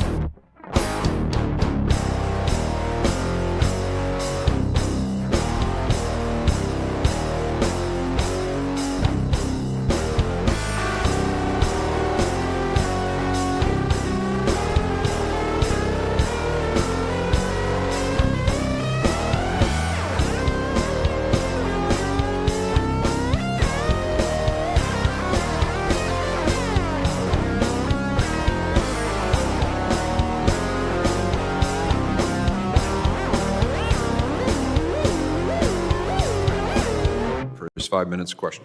Thank you very much, Mr. Chairman. Thanks to the witnesses for being here, especially you've got somebody that traveled all the way from Oklahoma to be here. I just want to reiterate after the break, just for the American people to know, it's important that we follow the rule of law. I love, commonly said now, to be the rule of law team, it requires discipline. It requires focus. It requires that, we don't turn ourselves into a banana republic. Article 2, Section 4 says the president, vice president, and all civil officers of the United States shall be removed from office on impeachment for conviction of treason, bribery, or other high crimes and misdemeanors. The Constitution absolutely gives authority to impeach and remove the president, vice president, and all civil officers for treason, bribery, high crimes, and misdemeanors. This tool was inherited from English practice in which Parliament impeached and convicted ministers and favorites of the crown in a struggle to rein in abuse of power. That's the historical precedent on this. And let me back that up, okay? So it's been talked about this morning. Federalist 65 has some admonitions, has some warnings, and it says the subjects within the context of impeachment, in Federalist 65, written by Alexander Hamilton, it says the subjects of its jurisdiction, talking about impeachment, are those offenses in which proceed from the misconduct of public men, or in other words, from the abuse or violation of some public trust. It goes on to say that the model from which the instrument of impeachment, the idea of this institution has been borrowed, pointed out, that course to be the convention. In Great Britain, it is the province of the House of Commons to prefer the impeachment and the House of Lords to decide upon it. Two-part, just like we've employed in our Constitution. Several of the state constitutions have followed this example, as well as the latter, as the former seem to have regarded the practice of impeachment as the bridle in the hands of the legislative body upon the executive servants of government. You know why I love that? I grew up in the performance horse industry, and I learned 3-stage stops from a father who trained cutting horses professionally. You sit down, they feel the pressure of that. Then you say, whoa. And then a well-trained, well-disciplined animal learns that when they feel the 3-stage stop coming, they're going to park it without having to lift the 4 ounces of the reins of the bridle. The problem is we've got men and women who serve in positions of authority, and the definition, according to AQHA, of a reining horse, I love this, is willfully guided, willfully controlled. The problem is when you have men and women in influence who aren't willfully guided and willfully controlled by the Constitution, and as stated by Alexander Hamilton, the job of the legislative body is to grab the reins and say, whoa. And we have an out of place, out of their floodplain, bureaucracy within Homeland Security that is doing what they want to, not following the rule of law. So, with that said, the question is before us. Are there instances of fact where Mayorkas has flippantly disregarded the laws enacted by Congress? Point 1, parole. Section 212D5A of the Immigration and Nationality Act says parole shall only be granted on a case-by-case basis, only for urgent humanitarian reasons or significant public benefit. Mayorkas has not done that. He's created broad parole programs for 30,000 aliens per month, Cuba, Haiti, Nicaragua, and Venezuela without evidence of humanitarian reasons or without significant public benefit. Point 2, resources. In FY 2020, Congress explicitly appropriated funds for constructions of barrier systems, which our AG is talked about from Missouri. Part of your lawsuit was over this. Barrier systems along the southwest border. Mayorkas refused to comply with Congress's appropriation, refused to build barrier systems as Congress said, as a will of the people, the power of the purse. Point 3, detention. Section 235B1 of the Immigration and Nationality Act outlines the procedures by which aliens attempting to enter the United States without a visa or proper immigration papers are to be detained and removed. Mayorkas has not done this. His agency has released several million illegal aliens who should have been detained and deported. Question. Mr. Bowman, you've been invited by the Democrats to provide your advice as a professor. And you said that the impeachment of Mayorkas needs to be based on not policy differences, but it has to be, quote, has to be subversion of the Constitution. Another quote from you, for illegal ends or serious offenses. Is that correct? Yes or no? That you said those statements?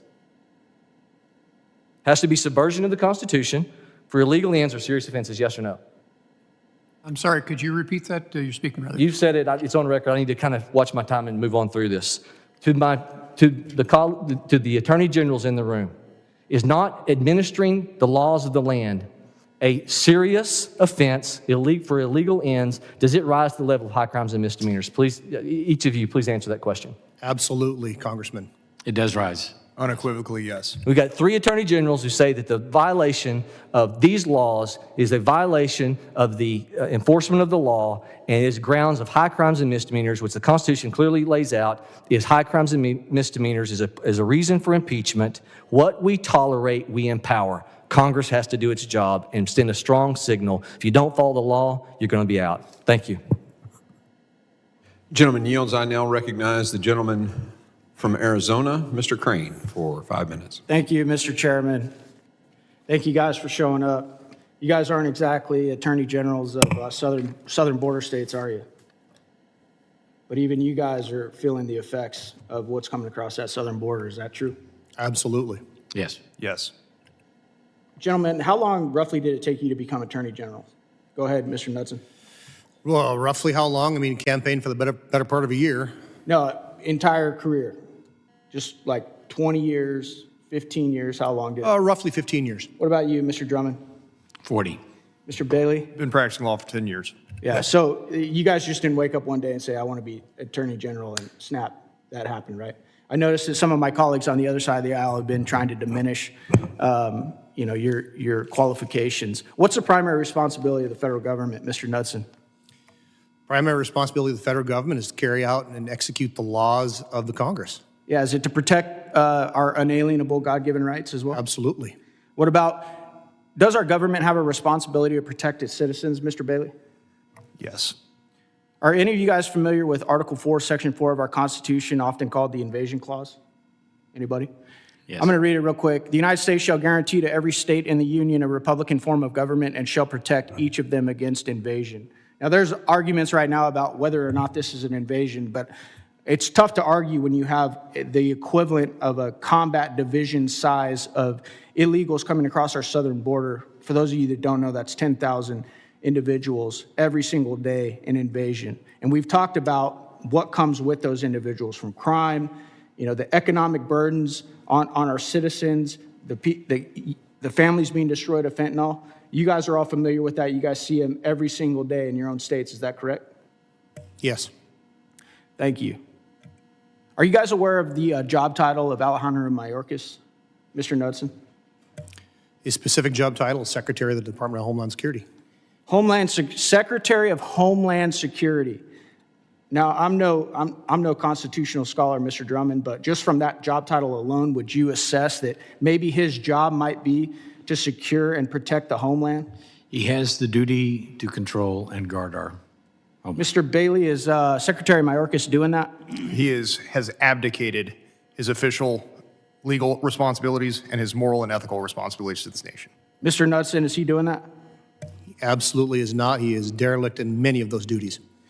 One of my colleagues talked about the difference between individuals crossing on the terror watch list between the Biden administration, Secretary Mayorkas, and the former administration. Those numbers were a stark contrast. Under the last administration, 14 individuals on the terror watch list came through, were encountered at that southern border. Under this administration, and we still have several months to go in this new year, already 300 individuals on the terror watch list. Are you gentlemen aware of how many individuals it took to pull off 9/11? Not 300. Yep, it was about 19. Does it concern you guys, as folks that are concerned with the security of citizens in your state, that something like that might happen in the United States of America or your state? Absolutely. Yes. Yes. You guys talked about it all day long, and I find it interesting that my colleagues on the other side of the aisle kept saying that we're grandstanding here, or we're just campaigning, or these are political differences. But you guys, all three of you, and we went over how long it took you to get in your positions. You guys are like the highest law enforcement officials in your state. You guys all went over not just the policy differences, but the different laws that this secretary is in violation of. Mr. Knudsen, can you go over some of those really quick? I absolutely can. I think the Secretary is clearly in violation of USC 8, Section 1225. He's clearly violated Section 1182 by granting mass parole. Immigration and Naturalization Act makes very clear that that is not to be granted on a mass basis. That's to be granted on a case-by-case, individual basis. Yep, thank you, sir. Ms. Jackson and Mr. Bowman both said that betrayal of a nation is one of the criteria necessary for impeachment. If allowing the equivalent of an army division of illegals coming across the southern border on a daily basis, causing the deaths of hundreds of thousands due to fentanyl every single about 100,000 every year, enabling the sex trade in this country, along with the importation of thousands of MS-13 gang members, causing the encounters of individuals on the terror watch list to go from 14 under the last administration to 300 on this administration, lying to Congress about having operational control, costing the American taxpayers hundreds of billions of dollars for housing and care for these illegals, and more than 24,000 people from the Republic of China coming across our southern border in this last year alone. If those aren't betrayal to a nation, I don't know what is. Thank you, gentlemen, for your time. Mr. Chairman, I yield back. The gentleman yields. I now recognize the ranking member for 5 minutes or for his closing arguments.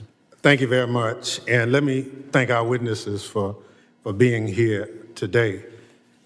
This hearing has confirmed what we already know over 4 hours ago. This so-called impeachment is nothing more than a thinly veiled political stunt. My Republican colleagues have failed to make a case for impeachment, failed to understand the Constitution, and failed to do anything to address challenges at the border. This hearing has been more Republican rehash, attempting to impeach the secretary over policy differences instead of working with Democrats on immigration and border policy reform, demonstrates that Republicans are not only interested in using border security as a political talking point. This impeachment scheme is simply more distraction from a do-nothing Republican Congress. They talk about H.R. 2, a disastrous bill they wrote in secret without any opportunity for Democratic input, knowing very well that it was dead on arrival in the Senate. The so-called investigation that Chairman Green has launched has been conducted with a predetermined outcome from the start. And now, our Republican colleagues are trying to pretend that this effort isn't political. Mr. Chairman, the American people will see through such an incredibly obvious sham. No matter how many times my Republican colleagues twist the facts to suit their narrative, there's absolutely no evidence that Secretary Mayorkas has committed an impeachable offense. No amount of yelling, finger-pointing, false righteousness, indignation can change that fact. And we heard today from Professor Bowman, the consensus from constitutional scholars is clear. Republicans have not made a case for impeachment. Even Republicans' favorite constitutional scholar, Jonathan Turley, has come out against this impeachment, not just because it is baseless, but because it is what a dangerous precedent it would set. As Professor Turley explained, impeaching Secretary Mayorkas, quote, is a slippery slope that we would be wise to avoid.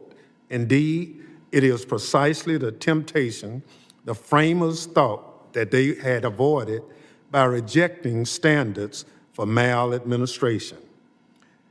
It's no accident that Democrats invited a legal scholar to this hearing, while Republicans invited 3 partisan politicians. The Republican witnesses have no expertise in impeachment. One of the witnesses is facing 41 ethics charges.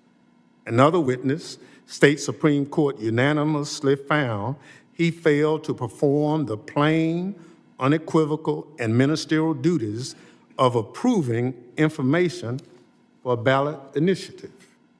But again, no expertise on impeachment. All we learned today from the majority witnesses is that some Republican politicians don't like a Democratic cabinet secretary. Republicans are pretending to provide accountability, just like they pretended to legislate these past months. In his opening, the chairman said there was no reasonable alternative to pursuing impeachment. Let me suggest some alternatives. Republicans could have supported funding increases for border security operations instead of voting against them. Republicans could provide additional resources requested by CBP. They could engage with the administration on immigration. They have not. Republicans have failed to act at every turn. Instead of working with Democrats, they've wasted a year chasing a baseless impeachment to satisfy their most extreme right-wing members. But as what we've heard today, impeachment was never intended to be used that way. The Constitution's framers expressly did not include mismanagement, misgovernment, or maladministration as a basis for impeaching a cabinet secretary. My Republican colleagues may disagree with this administration's border policy, and that's their right. But to use impeachment to settle such differences is unconstitutional. Mr. Chairman, I understand the last year has been a tough one for Republicans and that your party would like to deflect attention elsewhere. This is the very kind of thing that the framers worked to avoid when establishing grounds for impeachment. 3 years ago, Mr. Chairman, you wrote, "Unity can be only achieved by focusing on where we find common ground instead of drawing new battle lines, and that every one of us has a role in bridging the divide." When Chairman Green is ready to listen to his own words, I want to be clear. Democrats will be here waiting to work on responsible and effective policies to strengthen our border security, using the levels of power that the Constitution actually gives Congress. But until then, we'll continue calling this sham impeachment for what it is, a political stunt. With that, Mr. Chairman, I yield back. Gentleman yields. Before I start my closing statement, I just want to make an observation. It's very interesting that we point out that Mr. Bishop can't talk political stuff about running for election, but all the testimony from the left have been about politics, about running for office, and about, so just find it fascinating. But anyway, I recognize myself for my closing statement. Today we've heard powerful testimonies from the attorneys general of 3 states who are dealing with the consequences of Secretary Mayorkas' border crisis. I want to thank you all for being here and for your testimony, and of course, I'll thank Mr. Bowman for being here as well. As our witnesses made it abundantly clear, every state is now a border state. And why are we here? We're here because Secretary Mayorkas' policies were exploited by the drug cartels and have done incredible damage to the United States. Those policies were in violation of the laws passed by this Congress. The Congress said the INA detain, parole's an exception based on extreme circumstances, not 85%, as the Secretary says, is now just being released into the country willy-nilly. It's a violation of law. And interestingly enough, so he's disregarded the Congress. He's also disregarded the judiciary branch. 4 court rulings said cease and desist because you're breaking the law. I'm sorry, I took the oath at age 17 to defend the Constitution against all enemies, foreign and domestic. The oath wasn't to the American people. It wasn't to defend the landmass or the flag. It was to defend the Constitution. This secretary took the same oath to defend the Constitution. Well, I'm sorry, but I think the Constitution of the United States says we write the laws and not him get to pick and choose whatever the heck he wants to when he, as the executive branch, gets to execute the laws. He is to execute the laws as written. That is the Constitution he took an oath to. 4 court orders. Cease and desist because you're breaking the law, and he disregards the judiciary branch and continues his policy. In fact, he doubles down, creating more policies that do even more catch and release, which is why I think it's intentional. He's abusing his position to force his woke immigration policies on the United States of America, despite the fact that Congress is supposed to fix those immigration laws. On top of that, Back on script now. On top of that, Secretary Mayorkas knows full well the consequences of these policies, but instead, he's reversing course, he's doubling down. It's worse. He's been to the border. He's seen the numbers. He's seen the fentanyl seizures. He's met with the grieving families. He knows about the cartels. He knows about the human trafficking and the child exploitation, yet he doesn't change a thing. In fact, as I said, he admitted to the Border Patrol the other day in a closed meeting, 85% are being released. Despite the intentionality behind this open border, Secretary Mayorkas is attempting to skirt the consequences of his actions. He has continuously tried to deflect, blaming climate change, wars in Latin America, non-existent DHS budget cuts. Well, there have been no budget cuts. And what is the cost of Secretary Mayorkas' border crisis? Fentanyl poisoning is killing thousands of young people every year.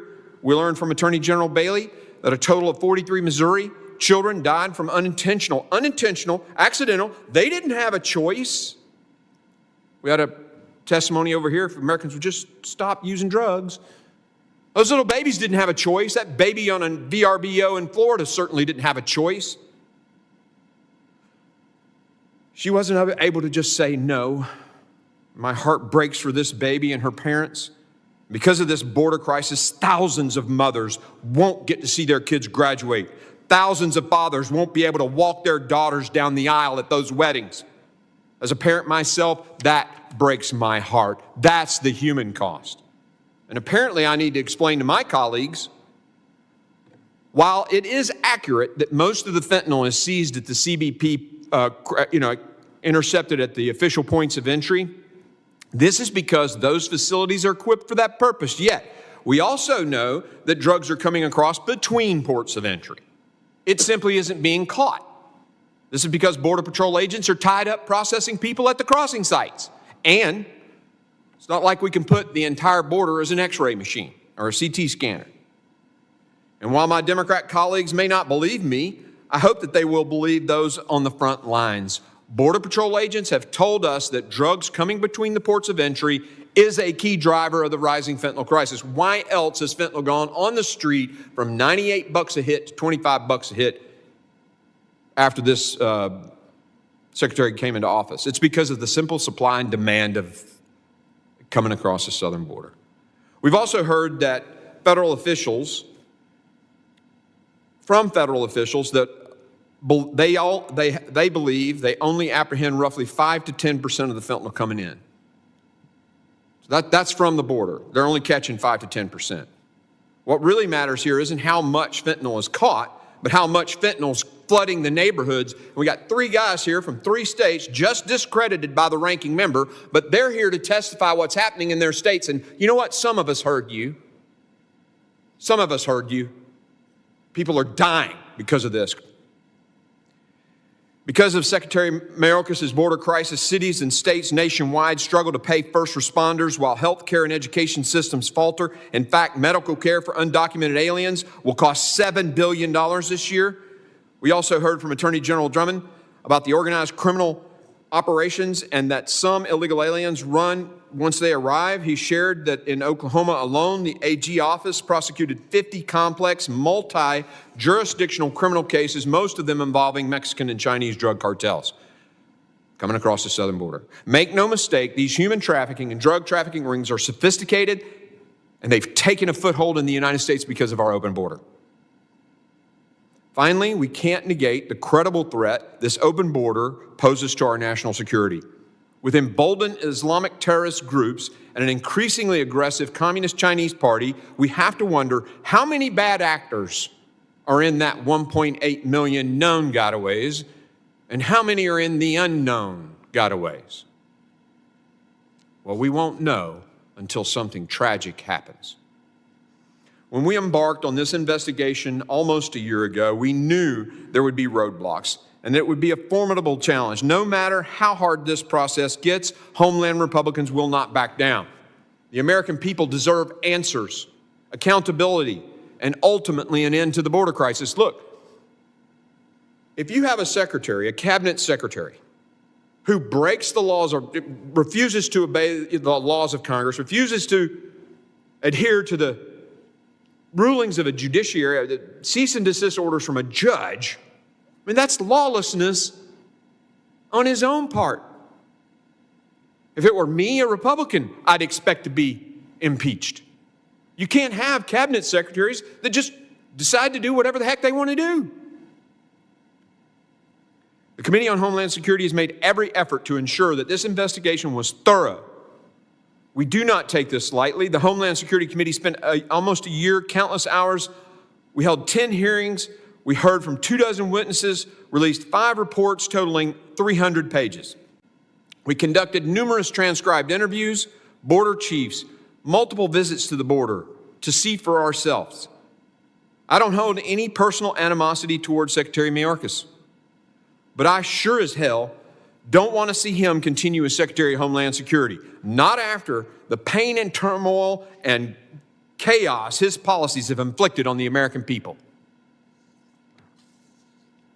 And when congressional oversight demonstrates beyond a shadow of a doubt that executive branches are neglecting their duty, overstepping their authority, ignoring laws passed by Congress, it is our duty to act to defend this institution, to defend the Constitution.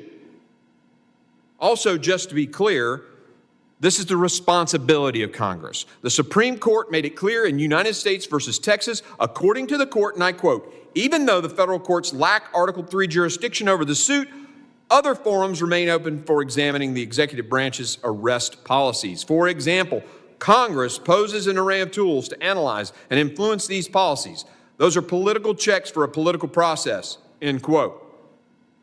So not only do these proceedings have the support of the House, the Supreme Court has pointed to impeachment as a source of relief for states suffering a border crisis put together, orchestrated by a secretary who is violating the laws passed by Congress and disregarding the court's orders.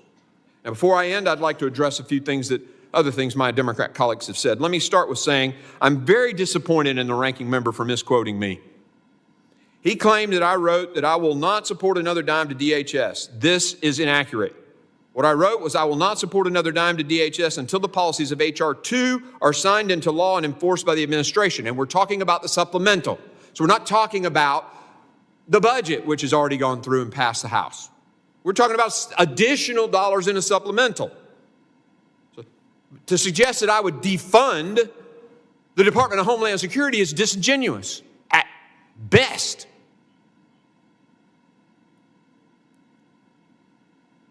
I can tell you there have been a lot of Democrats who've said defund ICE and defund the police. I never said defund Homeland Security. And I'd also like to address the claim that Secretary Mayorkas isn't at fault here, that he isn't to blame for the economic crisis in Latin America. I agree. But poverty in Latin America is nothing too new. And actually, poverty rates in Latin America have stayed flat from last administration to this one. Further, I'd like to reiterate, the Democrats sent these articles to impeachment to our committee in November. They sent it to this committee. The Homeland Security Committee has the authority of the House to conduct these impeachment proceedings, and that's exactly what we're going to do. Democrats can bring up a New York Times popcorn story all they want to. They keep talking about MAGA Republicans and former President Trump this and that. But it's clear these are deflections because they have no answers for the piss-poor performance of Secretary Mayorkas and his policies. And let me just point out, my Democrat colleagues are quick to talk about kids in cages under Trump, but did a single one of them mention the 85,000 missing UACs under President Biden? Of course not. The hypocrisy in this room is palpable. And of course, our guide should always be the intent of the framers of our Constitution, the Founding Fathers, regarding how Constitution was intended to be understood. But too often in political debates, people can fall into inconsistency for possibly partisan reasons. I get that. For example, Professor Bowman wrote a book on impeachment in 2019 called High Crimes and Misdemeanors, A History of Impeachment for the Age of Trump. In it, he states the power of the House to impeach cabinet secretaries, quote, remains important as a signal of legislative displeasure with administrative personnel and policy, end quote. Yet today, he's testified on multiple occasions that policy alone isn't enough for an impeachment. That's what Professor Bowman wrote when Donald Trump was president, but now, in his written testimony at page 3, he writes that impeachment, and I quote, should not be attempted based on simple policy disagreements between Congress and the executive branch, end quote. I guess that was then and this is now.